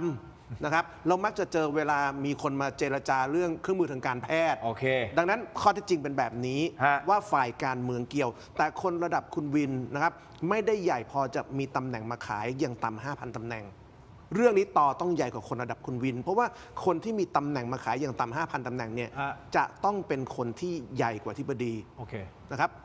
ไม่มีทางเป็นได้แค่คนระดับคุณวินครับกรณีนายพิชิตนี่ผมถึงย้ำว่าพิชิตนี่เป็นตัวสำคัญ เพราะพิชิตเป็นคนรับงานแก้คะแนนสอบ รับงานโกงข้อสอบแปลว่าพิชิตต้องเป็นคนซึ่งได้ชื่อว่าใครซื้อคะแนน ใครซื้อ โอเค การสอบการโกงสอบ พิชิตต้องรู้ว่าบอสใหญ่ของขบวนการนี้คือใคร ใช่ไหมครับ เพราะพิชิตรู้ว่าต้องโกงให้ใคร รู้ว่าต้องโกงให้ใครแปลว่าต้องได้โพยชื่อว่าใครเป็นคนจ่ายเงิน เพื่อซื้อการโกงคะแนน แปลว่าพิชิตเนี่ยจะต้องรู้ว่าบอสใหญ่ที่เป็นคนขาย 5,000 คนคือใคร พิชิตเนี่ยคือจิ๊กซอว์สำคัญ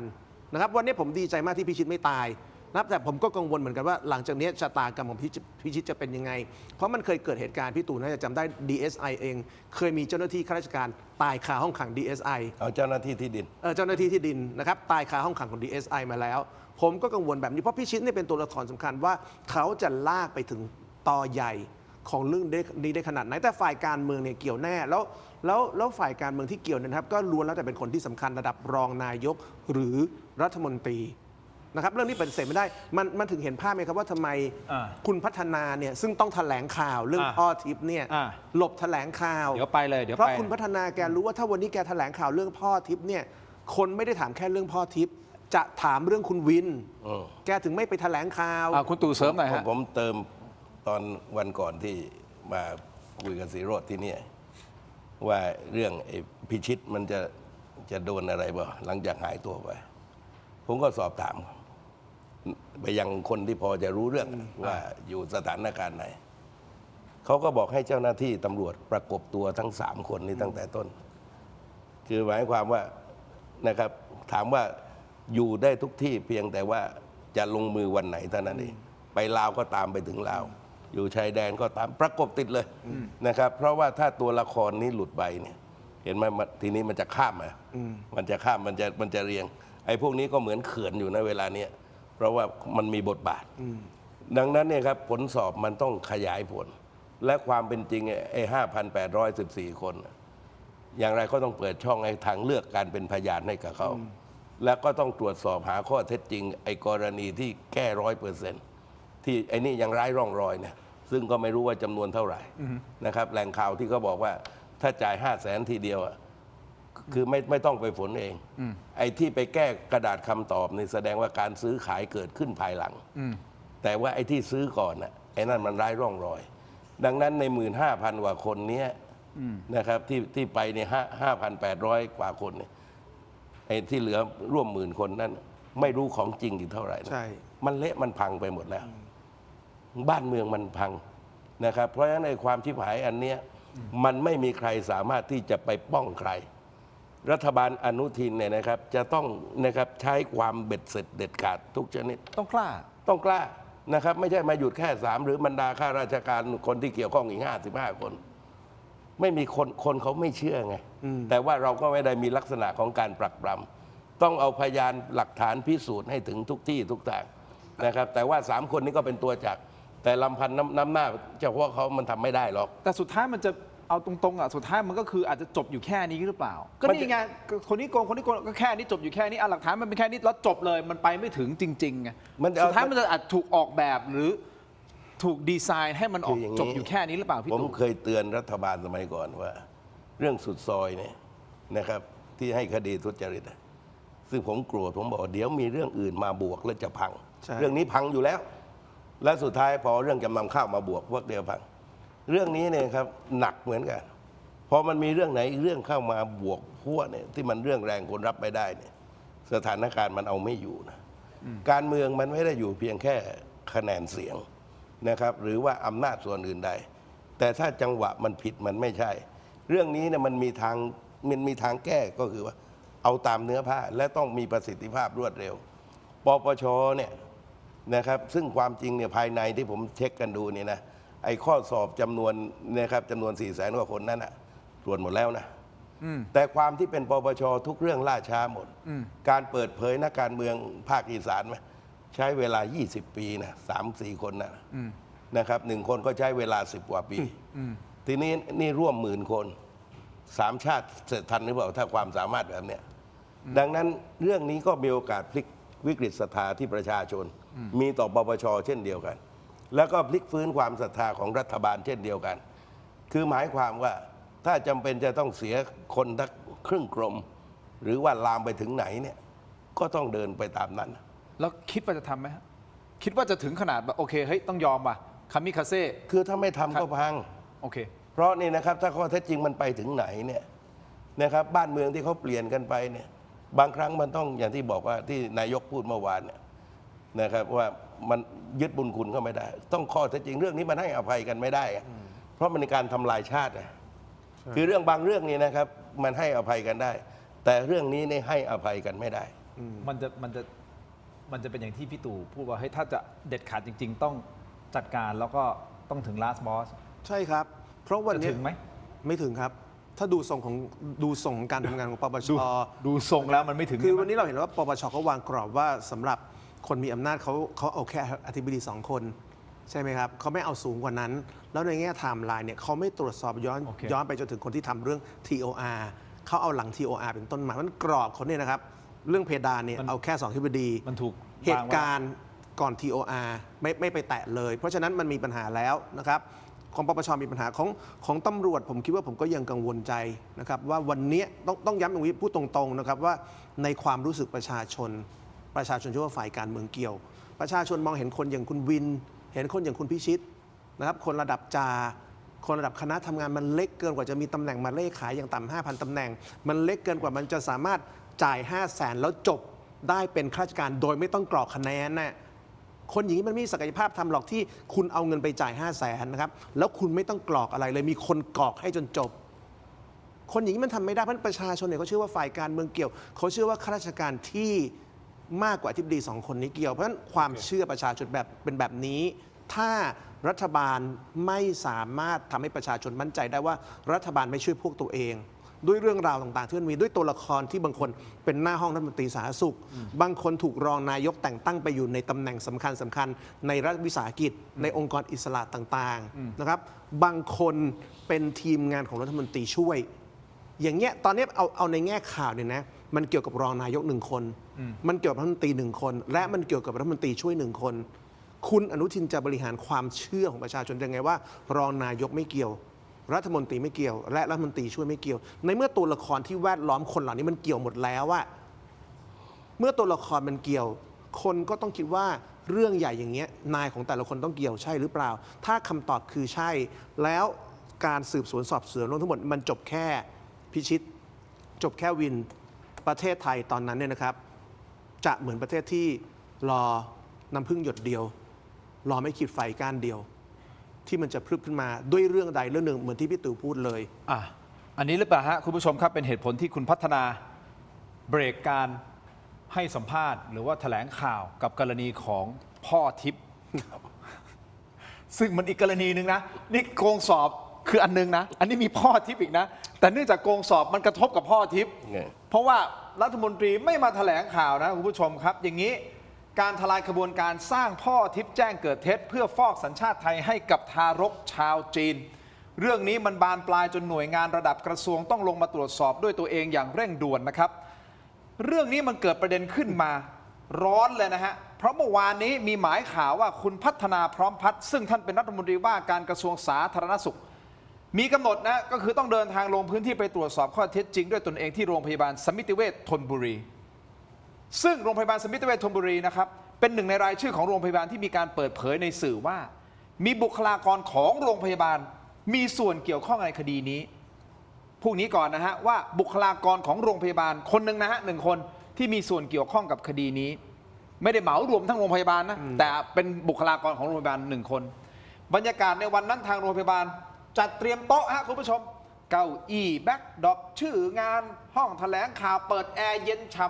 ำนะฮะเครื่องดื่มคงเตรียมพร้อมเรียบร้อยแล้วนะครับเพื่อที่จะต้อนรับสื่อมวลชนที่ไปปักหลักรอทำข่าว และแน่นอนรอท่านรัฐมนตรีมา แต่พอถึงเวลา 11:15 นาทีเจ้าหน้าที่ของสบส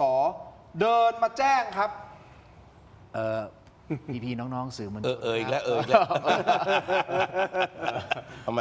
พูดคำว่ามันจะทำไมนะ สมองเสื่อม ทำไมสมองเสื่อมต้องห้ามพูดคำนี้ใช่ไหมแต่มันเหมือนไม่คำนำแบบ คำนำ เพราะออกมาจะรู้แล้วมีปัญหาแล้ว เดี๋ยวมันมีคนเซ็นเซอร์อยู่เนี่ย เขินเวลา ประเด็นละ ประเด็น พี่น้องๆสื่อมวลชนครับขอยกเลิกการแถลงข่าวในครั้งนี้นะครับทำเอางงกันทั้งห้องฮะโดยมีการบอกว่าเหตุผลที่ยกเลิกนะครับบอกว่าท่านรัฐมนตรีพัฒนาไม่มาแล้ว เพราะท่านมีภารกิจด่วนครับท่านรัฐมนตรีติดภารกิจด่วนต้องเดินทางไปร่วมงานเผาทำลายยาเสพติดของกลางที่จังหวัดสมุทรปราการครับซึ่งมีท่านนายกรัฐมนตรีอนุทินชาญวิรากูลเป็นประธานในงานท่านนายกไปรัฐมนตรีสาธารณสุขไม่มาได้ยังไงเผาทำลายยาเสพติดอ่ะคุณต้องมาสิคุณจะไปทำไมสมิติเวชธนบุรีไปแถลงข่าวเรื่องพ่อทิพย์อ่ะอันไหนมันสำคัญกว่า ครับท่านก็เลยไปร่วมงานเผาทำลายยาเสพติดของกลาง ก็เลยไม่ได้มาแถลงข่าวครับ ถามผู้เฝ้ามองทางการเมืองทั้งสองท่าน อันนี้ปกติใช่หรือไม่ครับเอาคนไหนก่อนคือพี่ตู่ การเป็นรัฐมนตรีเนี่ยทำหน้าที่ฝ่ายบริหารฝ่ายบริหารเช่นกำหนดการเรื่องการเผายาเสพติดเนี่ยจะต้องถูกกำหนดล่วงหน้าอยู่แล้วถ้าตัวเองจะต้องไปและในวันเดียวกันนั้นเนี่ยจะต้องแถลงข่าวเรื่องพ่อทิพย์ด้วยก็เพียงแค่ขยับก่อนหรือจะหลังเท่านั้นเองแค่นั้นก็ไปได้ทั้ง2 งานจบใช่ก็มันจะยากอะไร ก็ฝ่ายบริหารนี่บริหารประเทศ แค่2 งานคุณจะบริหารไม่ได้อะมันง่ายนิดเดียวโอเคไม่ด้วย ขอให้ข้อมูลเพิ่มเติมท่านนายกรัฐมนตรีเป็นประธานเรื่องของไอ้นี่นะฮะไอ้เผายานะแต่ท่านไม่ได้เดินทางไปตอนนั้นผมเข้าใจว่าท่านเดินทางไปนะถ้าท่านนายกไปคุณไม่มาได้ไม่ใช่นะท่านเป็นประธานเหมือนเป็นประธานโปรเจกต์แล้วก็มอบหมายได้แล้วเท่านั้นนะปรากฏว่าคือท่านรัฐมนตรีไปปรากฏการณ์อย่างนี้อันนี้คือคุณตู่พูดชัดเจนอ่ะครับคุณก็บริหารจัดการเรื่องของเวลาสิคือเขาไม่อยากจะไปแต่ไม่รู้จะยกเลิกความจริงก็ไม่ต้องนัดดิคือไอ้นี่วิธีการแก้ไขปัญหาก็ไม่ต้องนัดไอ้ที่โรงพยาบาลสมิติเวชไอ้ตอนที่นัดยังไม่รู้เรื่องจับวิน พอรู้เรื่องจับวินก็เลยรู้ว่าเรื่องจับวินมันเริ่มเป็นคนใกล้ตัวเองเพราะฉะนั้นอาจารย์ศิโรจน์ก็จะบอกว่าที่ยกเลิกตรงนี้เพราะไม่อยากจะตอบคำถามดร.วินที่โดนจับที่เกี่ยวข้องกับเรื่องของโกงข้อสอบคือมันเป็นปัจจัยเดียวแล้วที่จะทำให้คนเป็นรัฐมนตรีเนี่ยนะครับไม่ยอมไปคือการแถลงเรื่องพ่อทิพย์ถือว่าเป็นเรื่องใหญ่แล้วถ้าเกิดรัฐมนตรีแถลงได้ดีมันเป็นผลงานของรัฐมนตรีนะรัฐมนตรีพิพัฒน์เนี่ยเป็นรัฐมนตรีที่โลกลืมอยู่แล้วนะครับท่านทำงานอะไรคนก็จำไม่ค่อยได้อยู่แล้วแล้วเรื่องพ่อทิพย์เนี่ยเป็นเรื่องใหญ่วันนี้เราทราบแล้วว่าวันก่อนที่เราคุยกันเนี่ยเราคิดว่าโรงพยาบาลที่ทำทะเบียนเกิดเก๊ทำสูติบัตรเก๊เนี่ยเป็นโรงพยาบาลเอกชนกิ๊กก๊อกนะครับแต่เปิดชื่อมามันโรงพยาบาลเอกชนใหญ่ๆทั้งนั้นเลยเนี่ยมันเป็นอย่างนี้ได้ยังไงดังนั้น ความเชื่อของคนต่อโรงพยาบาลเนี่ยเสียหายและความเชื่อของคนว่าโรงพยาบาลไทยนี่มันกลายเป็นพวกจีนเทามาเฟียจีนซื้อได้เนี่ยมันเสียหายรัฐมนตรีต้องมาแถลงมันเป็นงานใหญ่มากมันคือความเชื่อมั่นต่อระบบสาธารณสุขไทยด้วยซ้ำเมื่อรัฐมนตรีไม่มานะครับมันมีเหตุผลเดียวคือท่านเนี่ยไม่อยากตอบเรื่องคุณวิน หรือเอางี้ด้วยความเป็นธรรมกับท่านอาจจะมองว่าปัญหายาเสพติดมันเป็นปัญหาระดับชาติใหญ่กว่าปัญห นายกยังไม่ไปได้เลยครับ ไม่ นายกยังไม่ไปได้เลยครับ อย่างที่บอกอะมันง่ายๆก็ปัญหาก็คือว่าไอ้ตารางกำหนดงานเนี่ยของนายกเนี่ยมันต้องถูกกำหนดล่วงหน้า ซึ่งของรัฐมนตรีเนี่ยเพียงแค่แจ้งหมายข่าวปรับเวลาเนี่ย ใช่ ใครเขาก็พร้อมกันทั้งหมด มันไม่ และที่สำคัญคือเป็นโอกาสของรัฐมนตรีสาธารณสุขเหมือนกันนะเพราะว่าพอมีเรื่องพ่อทิพย์เนี่ยก็จะเป็นที่รับรู้ของผู้คน ว่ารัฐมนตรีสาธารณสุขหนึ่งชื่ออะไรนามสกุลอะไร ได้ทำหน้าที่ในการบริหารแก้ไขปัญหาอะไร คือถ้าเป็นนักการเมืองโดยทั่วไปเนี่ยเขาจะถือว่าในวิกฤตนี้มีโอกาส ครับ เขาก็จะได้แอคชั่นนู่นนี่นั่นสารพัดแต่ว่านี่ปรากฏพอมันมีเรื่องอื่นๆ ก็ไม่พร้อมที่จะเผชิญ และความเป็นจริงนั้นเนี่ยนะครับก็ควรจะแจ้งยกเลิกตั้งแต่ต้นก็ไม่ควรจะนัดนะครับแล้วก็ทีนี้ผมดูนายกวันนี้เขาก็มีงานหลายงานนะเพราะมันมีเรื่องไอ้แถลงข่าวเรื่องไอ้สอบท้องถิ่นด้วยเนี่ยมันก็มีความต่อเนื่องกัน แต่ว่าเรื่องหลายเรื่องที่มันประเดประดังคือการหนีคำตอบนั้นเนี่ยมันใช้ได้เพียงแค่ระยะสั้นนะคือคุณไม่ได้หนีได้ตลอดไปหรอกนะครับผมก็พยายามจะมองว่าเอามีอุบัติเหตุเหมือนอย่างที่ว่า แต่ว่าอย่างไรก็ตามมันต้องเผชิญหน้าตอบทุกคำถาม ไม่ว่าคำถามเนี่ยนะครับจะขยายไปอย่างไรก็ตามก็พร้อมจะต้องเผชิญ อย่างนี้นะคุณผู้ชมครับ อันนี้คือเราก็ไม่ทราบเหตุผลที่แท้จริงว่าทำไมท่านถึงเรื่องที่จะไปงานเผายาเสพติด แล้วก็ยกเลิกการแถลงข่าวตรงนี้ อันนี้เราไม่อ่านใจท่านไม่ได้นะครับ คือ อันนี้เราวิเคราะห์กัน อะไรก็ได้นะ เราวิเคราะห์เป็นอะไรก็ได้แต่ว่าถ้าจะให้เวทระหว่างปัญหายาเสพติดกับปัญหาไอ้พ่อทิพย์เนี่ยที่มันเกิดขึ้นตรงนี้คุณผู้ชมในมุมของคุณผู้ชมคิดว่าสองปัญหานี้อันไหนมันมีคือมันเป็นปัญหาทั้งสองอย่างแหละแต่อันไหนมันหนักหนาสาหัสกว่ากัน ต้องพูดอย่างนี้มันไม่ใช่ประเด็นเรื่องปัญหาไหนสำคัญ วัน อันหนัก งานที่ กว่ากัน ท่านไปเนี่ยมันเป็นงานเผายาเสพติด ซึ่งท่านไม่ไปเนี่ยก็มีคนอื่นเผาแทนท่านได้ ใช่แต่ว่า นะครับ ก็ ข้าราชการ นี่ ซีเผาแทนได้มันไม่ใช่การแก้ปัญหายาเสพติ ก็ ด พูดก่อนเผาก็ได้นี่ ใช่ หรือว่าหลังเผาก็ได้ คือตอนเนี้ยพอรัฐมนตรีเลือกไปเผาเรื่องยาเสพติด แต่ไม่ยอมตอบคำถามเรื่องพ่อทิพย์และไม่ยอมตอบคำถามเรื่องคุณวินเนี่ยนะรัฐมนตรีเผาตัวเองไปแล้ว การไปเผายาเสพติดเนี่ยผลคือวันนี้รัฐมนตรีเผาตัวเองเรื่องความน่าเชื่อถือ ครับ นะว่าคุณไม่เห็นความสำคัญของเรื่องพ่อทิพย์คุณเลือกไปจุดไฟเผายาเสพติด ซึ่งนั่นไม่ใช่การแก้ปัญหายาเสพติดนะครับการเผาเจ้าหน้าที่ราชการคนไหนก็เผาได้ เผาก็ได้ ยามหน้าตึกคนไหนก็เผาได้ แต่เรื่องพ่อทิพย์เนี่ย ฮะ มันไม่มีใครตอบแทนท่านได้ ฮะ ยิ่งเรื่องในวี ยิ่งไม่มีใครตอบแทนในวินเนี่ยไม่มีใครตอบแทนท่านได้ อ่ะ ท่านน่ะเผาตัวเองไปแล้วเรื่องนี้ อย่างนี้นะฮะคุณผู้ชมครับสสพรรคประชาชนคุณปิยรัตน์หรือคุณโตโต้นะครับ วันนี้แถลงที่รัฐสภาบอกว่าขบวนการอุ้มบุญหรือพ่อทิพย์นี้นะครับผู้ชมไม่ได้หยุดอยู่แค่โรงพยาบาลที่เราเพิ่งพูดคุยกันนะครับ แต่ยังมีเครือข่ายเชื่อมโยงไปถึงโรงพยาบาลเอกชนย่านพระราม 9 อีกด้วยนะฮะย่านพระราม 9 นะครับมีโรงพยาบาลอะไรบ้างคุณผู้ชมลองคิดดู จนถึงตอนนี้นะตำรวจสามารถทลายขบวนการนี้และจับกลุ่มผู้ต้องหาได้แล้วถึง 33 คนมีตั้งแต่พ่อทิพย์ชาวไทยมีทั้งหมด 14 คนนะฮะแม่ชาวจีนอีก 12 คนนะฮะพ่อชาวจีนตัวจริง พ่อเนี่ย5 คนนะฮะตัวจริงนะฮะรวมถึงเจ้าหน้าที่รัฐและเจ้าหน้าที่โรงพยาบาลนะครับแต่มันไม่จบแค่นี้เพราะตำรวจกำลังขยายผลติดตามเด็กที่เข้าข่าย เกิดจากกระบวนการสวมสิทธินี้อีกกว่า 164 คน ผมขออนุญาตจากเรื่องนี้ไปกันต่อเรื่องนี้ได้ไหมครับ สั้นๆดราม่าข้าวราดแกงของคุณสุปจี มันเกี่ยวพันกับปากท้องของพ่อแม่พี่น้องประชาชนครับ หลังจากก่อนหน้านี้นะฮะกระทรวงพาณิชย์นะฮะซึ่งนำโด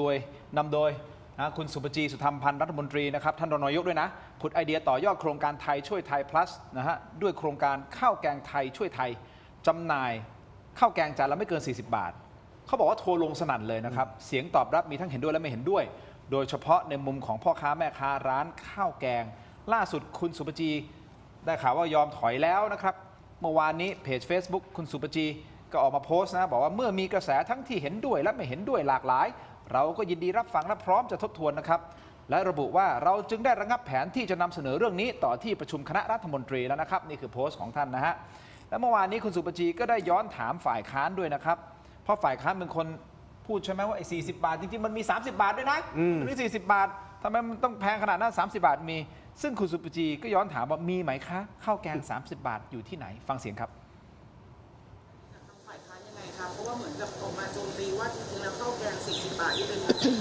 สิ่งที่ไม่จริงเพราะมันมี30 บาทอยู่อย่างเงี้ยค่ะ มีไหม30 บาทอยู่ที่ไหน มีไหมคะ มีไหมน้องๆก็ถ้ามีก็คือมันเป็นคำตอบที่พวกเราน่าจะรู้กันเองอยู่แล้วว่า ถ้ามีจริงก็ดีนะคะก็เป็นทางเลือกที่ดีอยู่แล้ว เพราะฉะนั้นเนี่ยสิ่งที่เรารับฟังไม่ต้องอธิบายอะไรมันคือสิ่งที่มันเขาเรียกว่าอะไรอ่ะเห็นกันอยู่แล้วในชีวิตประจำวัน ถ้าสามารถหารับทานได้ที่30 บาทก็เป็นเรื่องที่น่ายินดีนะคะก็จะแปลกใจตรงที่ว่าแล้วทำไมถึงมีเสียงเรียกร้อง มาที่กระทรวงพาณิชย์ให้ช่วยดูแลในเรื่องนี้นะคะ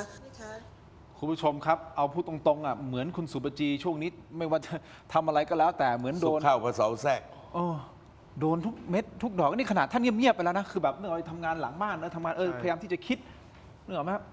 อะไรที่มันเป็นโครงการดีๆช่วยเหลือปากท้องประชาชนทำออกมาก็โดนอีก คือเคสข้าวแกง40 บาทผมว่ามันพลาดนิดเดียวก็คือว่ามันคล้ายๆเรื่องทุเรียนจำได้ไหมที่แกเป็นไลฟ์ขายทุเรียนกับพิมพ์ริพายแล้วพ่อค้าแม่ค้าทุเรียนก็เลยเกิดความกังวลว่าราคาทุเรียนจะลงไง แต่ราคาทุเรียนตอนนี้มันไม่ได้ลง มันไม่ลงไงแต่ตอนนั้นคนกังวลว่าไอ้สุปจีเป็นไลฟ์จะทำให้ราคาทุเรียนลงหรือเปล่าใช่เคสนี้คล้ายๆกันคือพอไปประกาศเรื่องข้าวแกง40เนี่ยพ่อค้าแม่ค้าก็กังวลไปด้วย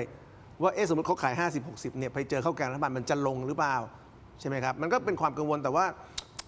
คือผมก็ไม่ค่อยเห็นด้วยที่ประชาธิปัตย์ไปเถียงคุณสุปจีเรื่อง30 บาทนะคือผมนี่เป็นคนกินข้าวแกงนะครับแล้วก็ผมเนี่ยย่านที่ผมกินเนี่ยก็ไม่ใช่อยู่ในย่านที่เป็นย่านของแพงนะครับก็ต้องยอมรับว่าคุณชัยชนะประชาธิปัตย์บอกว่ามันมีข้าวแกง30 บาทเนี่ยนะครับมันมีก็จริงแต่มันต้องไปหาแบบเฟ้นหาเต็มที่นะครับแต่ว่าราคาเฉลี่ยในกรุงเทพมันแทบจะไม่มีแล้วมันยังต่ำมันก็40-50หมดแล้วนะครับผมก็อยากจะเห็นเหมือนกันจริงๆผมพูดเรื่องนี้เดี๋ยวคุณชัยชนะก็จะมาตอบโต้ผมนะครับแต่ว่าในเมื่อพี่ผมอยู่ประชาธิปัตย์คนชอบบอกว่าผมไม่กล้าว่าพรรคพี่ตัวเองผมว่าเรื่องนี้นะครับคือคุณชัยชนะบอกว่าข้าวแกง40 บาทเป็นข้าวแกงกุ้งมังกรนะเอาอย่างนี้แล้วกันผมท้าประชาธิปัตย์คุณเปิดหน้าพรรคเลยให้คุณชัยชนะขายข้าวแกง40 บาทแล้วมีกุ้งมังกรอย่างที่คุณว่าสุปจีคุณทำได้ไหมนี่ถามพรรคประชาธิปัตย์ที่ท่านองค์อาจข้ามไพบูลย์อยู่นะประชาธิปัตย์พี่ชายคุณนะพี่ชายแท้ๆแต่ผมคิดว่าอันนี้ไม่ใช่เรื่องพรรคเป็นคุณชัยชนะเองมากกว่าชัยชนะเดชเทโชแต่อยากให้คุณชัยชนะลองพิสูจหน่อยว่าไอ้ข้าวแกง30 บาทที่คุณบอกว่ามีเนี่ยโอเคมันมีบางพื้นที่มันมีแน่แต่มันไม่ใช่แมสหรอกคุณอยู่อโศกมันมีไหมล่ะข้าวแกง30 บาทนะถามน้องๆมีไหมคุณอยู่พระราม9มันไม่มีไหมข้าวแกง30 บาทมีไหมฮะไม่มีบ้านผมอยู่เขตดุสิตไม่ใช่เขตไฮโซเนี่ยข้าวแกง30 บาทก็ไม่มีครับเพราะฉะนั้นคือโอเคคุณสุปจีก็อย่างพี่ตู่พูดพระศุกร์เข้าพระเสาร์แทรกนะแต่ถ้าเกิดจะบอกว่าข้าวแกง30 บาทหาได้ทั่วไปหรือข้าวแกง40 บาทเป็นข้าวแกงกุ้งมังกรเนี่ยผมอยากเห็นจริงๆพรรคประชาธิปัตย์ถนนเศรษฐศิริเปิดเลยนะครับขายข้าวแกงกุ้งมังกร40 บาทโอเคถ้ามีผมจะไปเหมาหน้าร้านเลยร้อยกล่องเลยผมจะกินกุ้งมังกร100 ตัวในวันเดียวเลยคืออย่างนี้คือผมว่ากระทรวงพาณิชย์ข้าราชการที่ก็โหดร้ายคุณสุปจีเหมือนกันทำไมเพราะว่าเวลาที่สมมุติว่าจะทำเรื่องนี้เรื่องข้าวแกง40 บาทมันต้องให้ข้อเท็จจริงหมดว่าข้าวแกงณปัจจุบันในแต่ละย่านราคาไม่เท่ากันข้าวแกงในโรงเรียนในรั้วมหาลัยก็ราคาก็ถูกเห็นไหมทีนี้ไอ้วิธีการแก้ไขปัญหาเนี่ยก็คือหมายความว่าเมื่อรัฐจะเอาเงินเข้าไปอุดหนุนเนี่ยควรจะเลือกแนวทางอย่างไรเช่นในรั้วมหาลัยจะช่วยยังไงข้างนอกนี่นะครับคนจนจะช่วยอย่างไรและก็มีตัวอย่างร้านนี่นะครับที่เขามีจิตอาสาเนี่ยก็มีเยอะนะที่ให้เยอะขายถูกเนี่ยเราดูทาง YouTube เนี่ยจะเห็นว่าก็มีจำนวนหนึ่งแต่ว่าพอพัวเนี่ยคือทุกอย่างเนี่ยแต่อะไรกลายเป็นว่าทุกเรื่องทะเลาะหมดทั้งที่จริงนั้นนะครับผมเองก็เห็นว่าคิดดีๆหาทางออกให้นะครับเหมือนยุคหนึ่งเนี่ยที่ว่าคนเดือดร้อนในเรื่องจำนวนเรื่องข้าวเนี่ยทำประเทศไทยทำข้าวโอชาข้าวเหนียวผสมข้าวเจ้าก็ขายข้าวราคาถูกความจริงก็กินแล้วเหมือนข้าวญี่ปุ่นเหมือนกันนะแต่ว่านั่นก็เลิกกันไปแล้วคือณขณะนี้เนี่ยคือทุกเรื่องนั้นเสนอถูกตีตกเสนอตีตกแต่ว่านะครับก็บทเรียนที่สำคัญคุยกันเสียอธิบายนี่ครับมีซีรีส์เรื่องราวแต่ต่อไปนี้เนี่ย ร้านใดประสงค์เข้าสู่โครงการเนี่ยราคาที่เป็นจริงนะครับช่วยซัพพอร์ตได้คนกินอิ่มให้สอดคล้องกับรายได้ณปัจจุบัน ครับ ซึ่งผมว่านี่ครับถ้าทำข้อมูลครบเนี่ยตอบได้ทุกทิศทางนะครับคือผมดูนะครับความเห็นในการโต้แย้งต่างคนต่างโต้กันแบบนี้ แล้วท้ายที่สุดข้อพับ เห็นไหมมันก็ไม่มีประโยชน์อะไร พอพับมาขอเสริมคุณตู่เลยนะครับ คุณผู้ชมครับทำให้เกิดเสียงวิพากษ์วิจารณ์ออกเป็น 2 กลุ่มด้วยกันนะฮะอาจารย์ ครับ มุมแรกจากฝั่งรัฐบาลมองว่านี่คือการถูก discredit และถูกแซะทางการเมืองจนทำให้โครงการดีๆ ต้องล้มพับไป ประชาชนต้องเสียโอกาสได้ทางเลือกราคาถูกนะครับ มุมที่ 2 จากฝั่งของนักวิชาการมองว่านโยบายนี้อาจจะยังมีช่องโหว่อยู่ เพราะกลุ่มคนที่ได้ประโยชน์โดยตรงคือพ่อค้าแม่ค้ารายย่อย ไม่ใช่ประชาชนนะ แถมการเอาเงินรัฐไปอุดหนุนปลายทางแบบนี้ควบคุมได้ยาก มันไม่ยั่งยืน สู้ไปแก้ไขปัญหาที่ต้นตอด้วยการลดราคาต้นทุนวัตถุดิบตั้งแต่ต้นทางจะดีกว่าอ่ะนี่คือมุมมองของสองฝั่ง แต่เอาละตอนนี้เขาถอยละพอถอยแล้วก็เอาโอเคก็เดี๋ยวค่อยว่ากันเดี๋ยวตั้งหลักอะไรมากันใหม่ แล้วก็อาจจะคิดอะไรให้มันรอบคอบมากกว่านี้สื่อสารให้มันดีกว่านี้นะครับคุณผู้ชม ตอนหลังก็จะแย้งเอานะเนี่ยก็คือหมายความคือผมอยากจะบอกคุณสุภจีว่ากระทรวงพาณิชย์นี่เขาเคี่ยวลากดินนะและความที่ไม่มีนักการเมืองเข้าไปผสมอยู่ตรงนั้นเนี่ยข้าราชการเนี่ยนะครับถือว่าเขามีความสามารถ และก็เข้าใจว่ารัฐมนตรีที่มาจากภาคเอกชนเนี่ยเขารู้การสร้างความพึงพอใจ เพราะว่าหลักคิดเนี่ยมันไปกัน แต่ว่าต้องมีคนที่เขารู้จักเขาเรียกว่ารู้จักประชาชนรู้จักร้านรวงร้านค้าซึ่งจะอธิบายได้หลากหลายมิติ แล้วก็อยู่ที่จังหวะการตัดสินใจว่าเนี่ยในแต่ละพื้นที่มันไม่เหมือนกันนะครับแต่ว่ารัฐจะเข้าไปยังไงส่วนที่ข้อเสนอว่าเอาไปข้างบนเลยเนี่ยนะครับไปเจรจากับบริษัทยักษ์ใหญ่ทั้งหลายเนี่ยไอ้นี่ก็ยิ่งยากไปอีกนะครับแทนที่ว่ารายได้จะไปให้กับยักษ์เนี่ยความจริงต้องควบคุมยักษ์แต่รายได้ก็ให้พ่อค้าแม่ค้าซึ่งรายได้วันๆหนึ่งไม่ใช่กี่ตังค์นะเนี่ยนะครับหาเช้ากินค่ำเหมือนกันเหมือนประเทศไทยเหมือนกันโอเค ครับ อ่ะประมาณนี้นะครับงั้นเราไปต่อเลยนะครับ นิดเดียวฮะคุณผู้ชมขอเวลานิดนึงแต่นี่เป็นประเด็นสำคัญ เรื่องของคุณป้อมพาวุฒิครับคุณผู้ชมนะครับอย่างนี้ฮะเป็นประเด็นร้อนทางการเมืองอีกหนึ่งเรื่องที่คอการเมืองเขาเฝ้าสังเกตอยู่นะครับคุณผู้ชมครับและมีการตั้งข้อสงสัยว่าไอ้เรื่องนี้เนี่ยมันเป็นการกลั่นแกล้งทางการเมืองใช่หรือไม่อย่างไรกับกรณีการขอออกหมายจับในคดี Forex นะครับเล่าย้อนไปเล็กน้อยฮะเมื่อวันจันทร์ที่ผ่านมาจู่ๆก็มีกระแสข่าวบอกว่า DSI เตรียมขอศาลอนุมัติออกหมายจับผู้ต้องหาในคดี Forex นะฮะประมาณ30รายซึ่งหนึ่งในนั้นมีชื่อของคุณป้อมพาวุฒิซึ่งท่านเป็นสสพรรคประชาชนอยู่ด้วยเรื่องนี้มีหลายคนตั้งข้อสังเกตว่าท่าทีการให้สัมภาษณ์ของรัฐมนตรีว่าการกระทรวงยุติธรรมนะครับท่านพลตำรวจโทรุตพลนวรัตน์ท่านนี้นะฮะเพราะเมื่อนักข่าวไปถามท่านรัฐมนตรีถึงประเด็นการหัวสวท่านแทบจะไม่ตอบเลยนะครับแต่พอถูกถามเรื่องคดี Forex ให้ข้อมูลแบบชัดเจนนะชัดถ้อยชัดคำบอกว่ากำลังเตรียมขอศาลออกหมายจับผู้เกี่ยวข้องประมาณ30คนและเมื่อนักข่าวจี้ถามตรงๆบอกว่าไอ้จำนวนนั้นน่ะไอ้30คนน่ะมีคนชื่อป้อมพาวุฒิไหมท่านรัฐมนตรีก็ตอบยืนยันทันทีว่ามีครับคุณผู้ชมแต่มันไม่จบแค่นี้ฮะความพีคเพราะนักข่าวก็ถามต่อว่าอ้าวแล้วถ้าศาลอนุมัติออกหมายจับแล้วอ่ะจะนำกำลังไปบุกจับเลยหรือไม่ท่านรัฐมนตรีก็บอกว่าตามระเบียบก็คงต้องเป็นแบบนั้นซึ่งจุดนี้ทำให้เกิดการเปรียบเทียบทันทีว่าเอ้าแล้วสสอีกคนนึงอ่ะที่โดนข้อหาหนักอะครับที่เป็นเจ้าของเว็บพนันนะครับทำไมไม่มีการเตรียมการที่จะไปจับเขาหรือมีการขู่หรือเปล่าว่าจะไปจับเขาเหมือนกรณีแหละครับแต่มันไม่จบเท่านี้คุณผู้ชมเพราะในช่วงเย็นของวันเดียวกันศาลอาญาได้มีคำสั่งยกคำร้อง ยกคำร้องการขอออกหมายจับคุณป้อมพาวุฒิโดยศาลอนุมัติหมายจับให้แค่2คนที่มีพยานหลักฐานและมีผู้เสียหายชัดเจนเท่านั้น2คนเท่านั้นนะจาก30คนเนี่ยซึ่งคุณป้อมพาวุฒิศาลไม่อนุมัติให้ออกหมายจับนะครับสิ่งที่กลายเป็นหมัดฮุกสำคัญของเรื่องนี้คืออะไรรู้ไหมฮะเหตุผลที่ศาลอาญาระบุไว้ในการยกคำร้องครับซึ่งปกติเราแทบจะไม่ค่อยได้เห็นศาลให้เหตุผลลงลึกระดับนี้นะไม่แน่ใจอาจจะต้องถามพี่ตู่เรื่องนี้นะครับแต่ศาลชี้ว่าผู้ต้องสงสัยรายนี้ยังอยู่ในวิสัยที่สามารถออกหมายเรียกได้เพราะเขาไม่เคยหลบหนีและเคยมาพบเจ้าหน้าที่แล้ว จึงไม่มีความจำเป็นใด ๆ ที่จะต้องออกหมายจับเลยศาลยังได้ระบุเหตุผลสำคัญที่ทำเอาหลายคนเนี่ยเขาบอกว่าเฮ้ยบางหน้าชานะอาจจะเป็นฝั่งตรงข้ามของพรรคประชาชนหรือเปล่าผมไม่รู้นะฮะแต่ศาลอาญาต้องพิจารณาหลักฐานอย่างถี่ถ้วนครับเพราะอะไรฮะเพราะศาลท่านบอกว่าเพื่อป้องกันมิให้ถูกใช้เป็นเครื่องมือกลั่นแกล้งทางการเมืองครับทำให้สุดท้ายแล้วการขอหมายจับสส.ป้อมพาวุธตกไปครับคำถามคืออันนี้มันกลั่นแกล้งทางการเมืองหรือเปล่าเอาแบบตรงไปตรงมาตั้งแต่เริ่มต้นแหละตั้งแต่ จุดเริ่มต้นของคดีนี้ดีกว่าเกี่ยวข้องคุณป้อมพาวุธ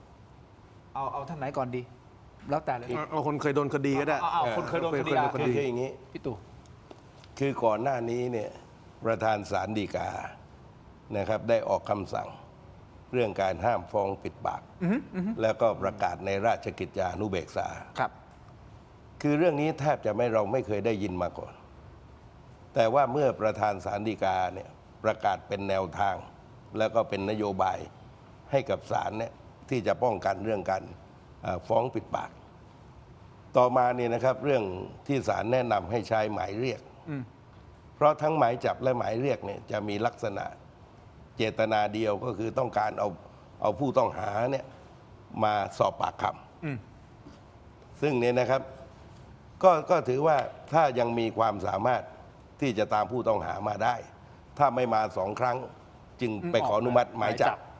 ทีนี้ที่ผ่านมาพอโทษถ้าอัตราสูงเนี่ยก็จะใช้วิธีหมายจับทั้งที่บางทีเนี่ยนะครับมีวิสัยที่จะเนี่ยนะครับที่จะออกหมายเรียกได้คือขั้นตอนการดำเนินการของ DSI เนี่ยจะแตกต่างจากตำรวจเมื่อเวลาผู้ต้องหาไปเนี่ยจะต้องพกทนายไปและทาง DSI เนี่ยต้องพกอัยการหมายความว่าถ้าไม่ครบองค์ประกอบ4นี้จะพิจารณาสืบสวนสอบสวนไม่ได้นะครับคือผมนี่เคยถูก DSI สอบเนี่ยผมถามว่าคุณพกอัยการมาเอาไม่มาผมก็ไม่มีทนายทางการเจ้าก็บันทึกไว้แล้วกันว่าต่างฝ่ายต่างไม่มีเครื่องเคียงกันเห็นไหมเพราะฉะนั้นในเรื่องนี้คุณพาวุธเองก็ต้องรู้ว่านะครับจากเดิมโอน18 ครั้ง28 ล้านและจนกระทั่งขยายมา800 กว่าล้านเนี่ยมันต้องทำการบ้านอะไรกันเยอะเหมือนกันคือการที่ศาลแม่อนุมัติหมายจับนั้นก็ดูเบาสถานการณ์ข้างหน้ากันไม่ได้แต่สิ่งหนึ่งที่เห็นก็คือว่าศาลอาญาได้ทำเนี่ยนะครับตามภารกิจที่ประธานศาลฎีกาได้มอบหมายเรื่องการฟ้องปิดปากเพราะนี่นะครับกราบใดที่ผู้ต้องหาเนี่ยยังไม่มีพฤติการที่หลบหนีจึงไม่มีเหตุเนี่ยนะครับแต่ละคนคดีเรื่องโกงข้อสอบทำไมเขาออกหมายจับเพราะมีพฤติกรรมนู่นไปลาวบ้างไปชายแดนบ้างไปอะไรบ้างเห็นไหมนี่มีพฤติการหลบหนีแต่กรณีของพาวุธเนี่ยเขาให้ความร่วมมือ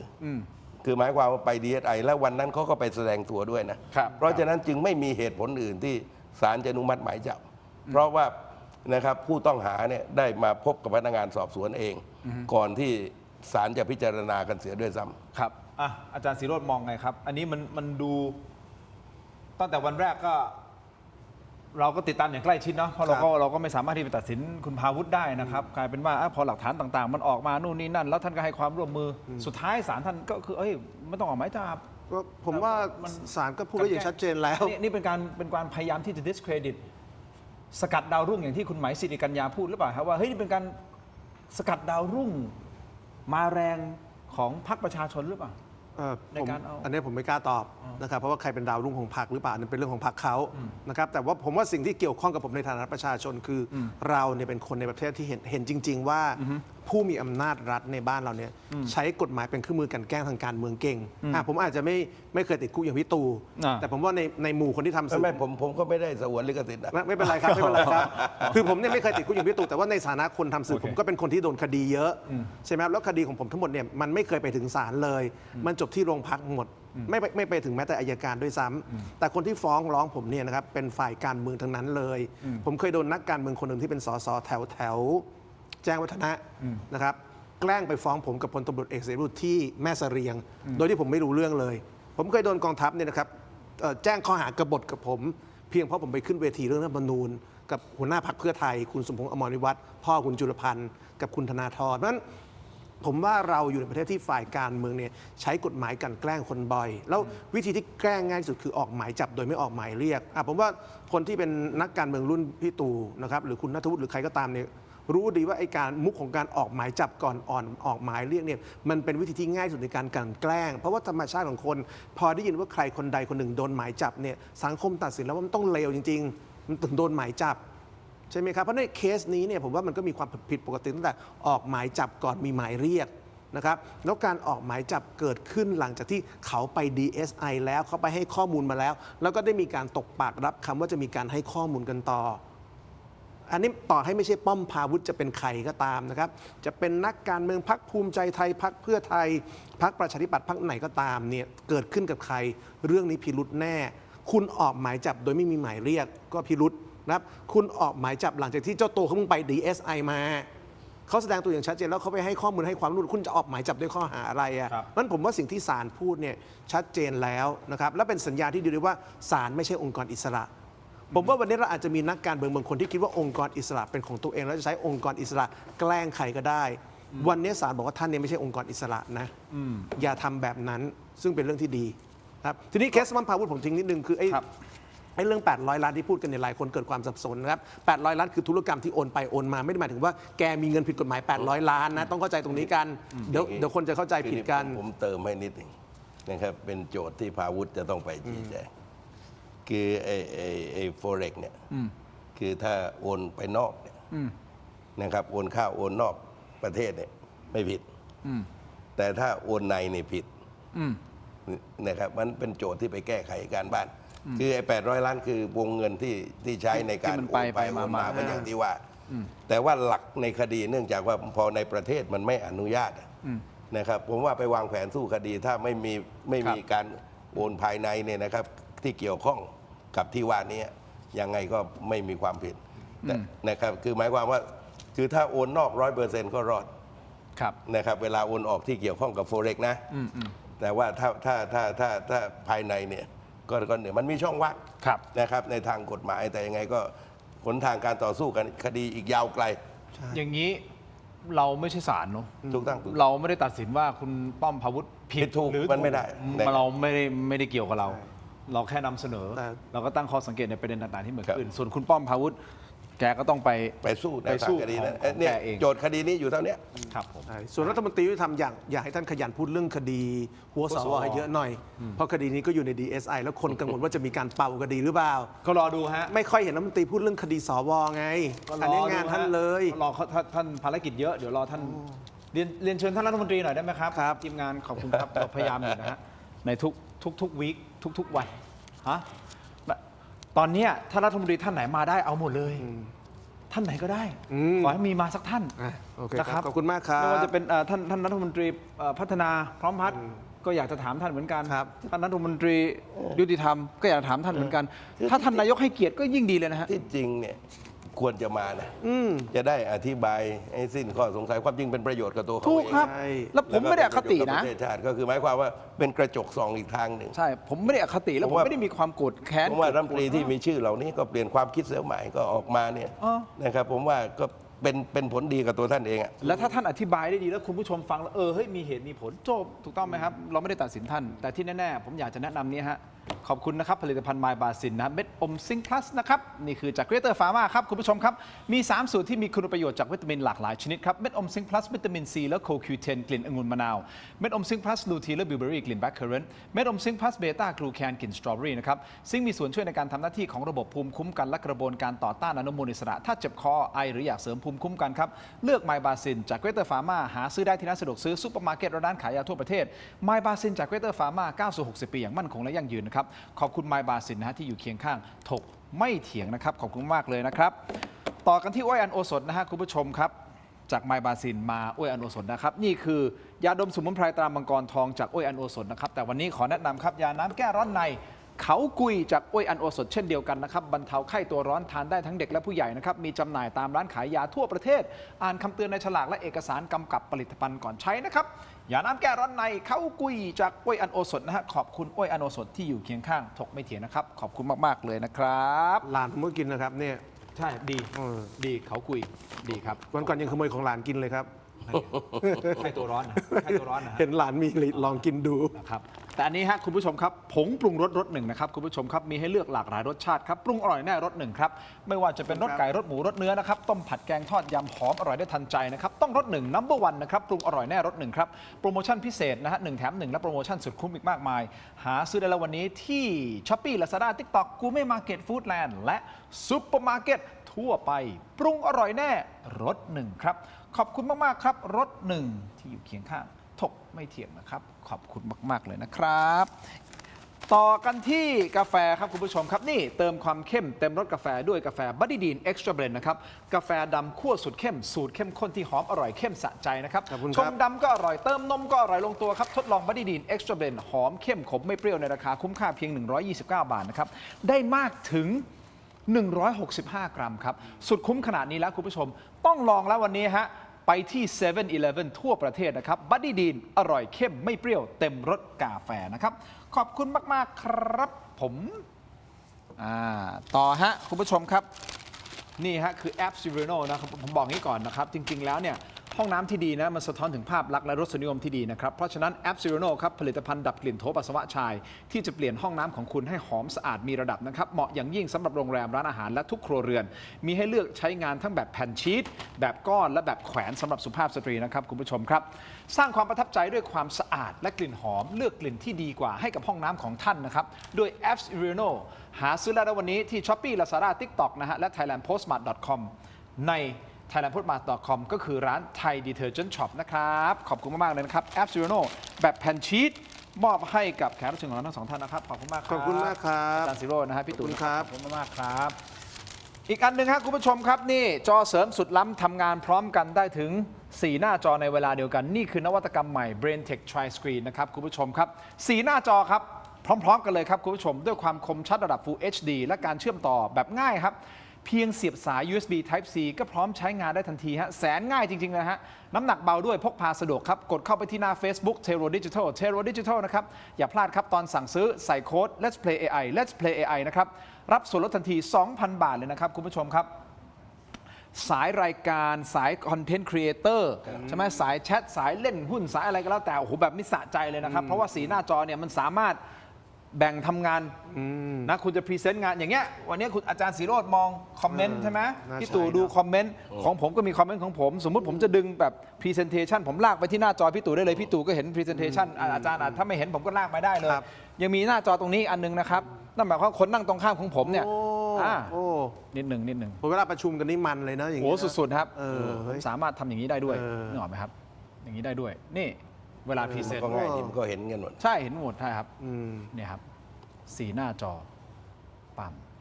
ปึ้งเห็นไหมนี่แบบนี้เลยนะครับเข้าไปแล้วเทโรดิจิทัลใน Facebook สุดท้ายสุด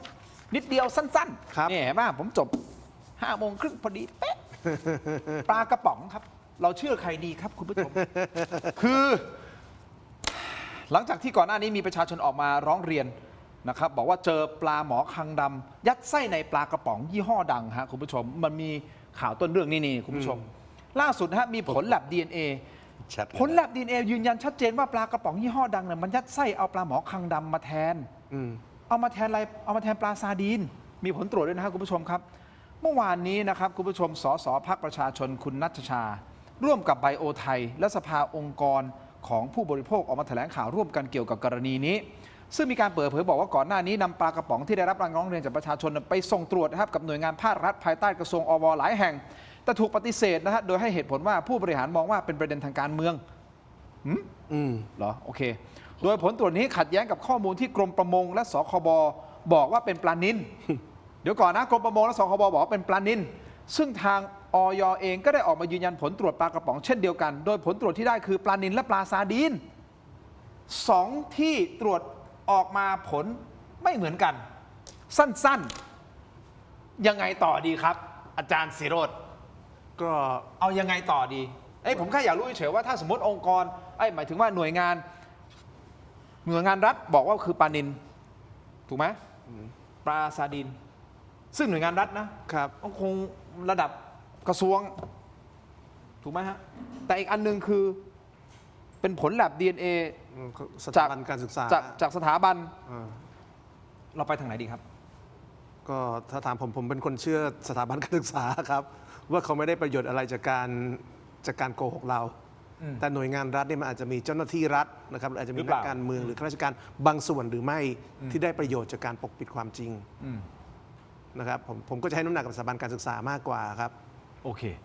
คุณตู่จตุพรผู้คร่ำวอดในวงการการเมือง คือตอนที่มีเรื่องปลากระป๋องเน่าเนี่ยผมเนี่ยเป็นคนตั้งกระทู้ถึงรัฐมนตรี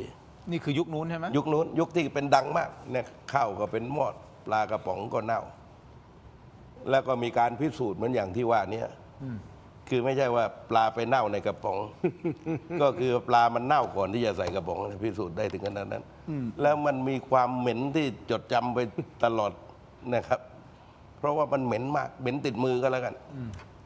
ผมก็ได้ตั้งกระทู้จนกระทั่งว่ารัฐมนตรีหลังจากนั้นก็ต้องตัดสินใจลาออกเพราะทนกระแสสังคมก็ไปไม่ได้ ครับ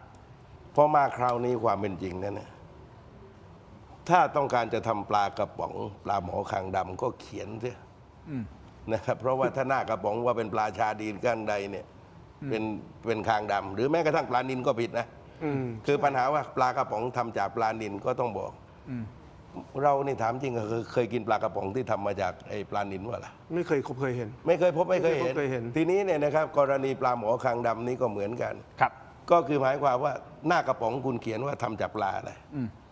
เห็นไหมเพราะนี่นะครับมันมี2ปลาเท่านั้นนะครับ แต่ว่าพอปลานี้มันไม่ต้องพิสูจน์รู้รูปลักษณ์มันก็เห็นอยู่แล้วว่ามันไม่ใช่คือถ้าคนมันเกิดความนิยมวันหนึ่งอยากกินปลากระป๋องไอ้ปลาหมอคางดำนู้นมัน มันก็เป็นทางเลือกของเขา ก็เป็นทางเลือกของเขา โอเค แต่ว่าต้องไม่มีลักษณะนะครับที่มันไม่ตรงปกนะครับสคบเขาต้องมีหน้าที่นะครับตรวจมาถึงขนาดนี้นะครับก็คือดูปลาก็รู้แล้ว อ่ะ ก็ตามนั้น ส่วนใครจะมองว่านี่คือประเด็นการเมืองหรือประเด็นอะไรก็แล้วแต่หรือประเด็น เป็นประเด็นปลากระป๋อง ประเด็นปลากระป๋องชัดเจนอ่ะโอเคครับ คุณผู้ชมประมาณนี้ ครับ แล้ว แล้วปลากระป๋องคางดำก็ยังไม่มีใครรับผิดชอบในประเทศเรานะครับ ก็เดี๋ยวคงต้องดำเนินการต่อ ผมไม่รู้ว่าเขาจะดำเนินการต่ออะไรยังไงเดี๋ยวคงติดตามเรื่องนี้อย่างใกล้ชิดนะฮะคุณผู้ชมครับรวมถึงประเด็นอื่น ๆที่มันเกิดขึ้น ครับ ขนาดปลากระป๋องยังต้มเราได้ครับประเทศนี้คุณยังไว้ใจปลากระป๋องไม่ได้เลยฮะ ก่อนหน้านี้ขนาดไข่ไก่ยังปลอมเลยตอนนี้ปลากระป๋องยังปลอม อย่างนี้นะครับมันเหมือนบางทีเนี่ยเรามองซ้ายมองขวาข้างหน้าข้างหลังเนี่ยมันดูเหมือนทำไมประเทศมันสิ้นหวังกับ แล้วตอนปลากระป๋องเน่าอะยี่ห้อชาวดอยบอกยี่ห้อเห็นไหมชาวดอยนี่ปลาทะเลมันจะเป็นตับปลากระป๋องยี่ห้อชาวดอย มันก็น่าสงสัยตั้งแต่ทีแรกแล้ว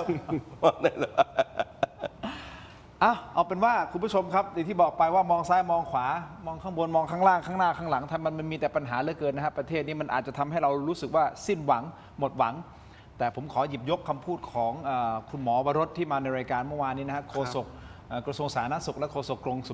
มสุขภาพจิตนะครับท่านก็บอกว่าไม่ได้เราต้องมีหวังคนเราต้องมีหวังแน่นอนแหละมันรู้สึกงั้นแต่เราต้องมีหวังเพราะมันไม่มีหวังปุ๊บเนี่ยมันจะจบโดยเฉพาะสื่อท่านพูดผมนอกรอบนะโดยเฉพาะสื่อเนี่ยคุณต้องมีหวังเพราะว่าสื่ออย่างอาจารย์ศิโรจน์ก็ถือว่าเป็นสื่อเหมือนกันถูกต้องไหมเรามีไม่มากก็น้อยอิทธิพลทางความคิดของคนเพราะฉะนั้นเราต้องมีหวังว่าประเทศต้องดีขึ้นพี่ตู่เราต้องมีหวังผมเชื่อว่าพี่เดินทางเข้าการเมืองก็คือเราต้องมีหวังว่าประเทศต้องดีขึ้นถ้าผมอยู่กับอาจารย์แล้วลึกๆอาจารย์มีหวังไหม มีอาจารย์มีหวังขอบคุณมากนะครับเพราะฉะนั้นเราจงมีหวังกันต่อไปขอบคุณแขกรับเชิญของผมทั้ง2ท่านครับพี่ตู่ ขอบคุณมากครับขอบคุณมากครับ ขอบคุณคุณผู้ชมที่ติดตามรายการนะครับทั้งหมดนี้คือถมไปเถียงลาไปก่อนครับมีหวังกันครับสวัสดีครับ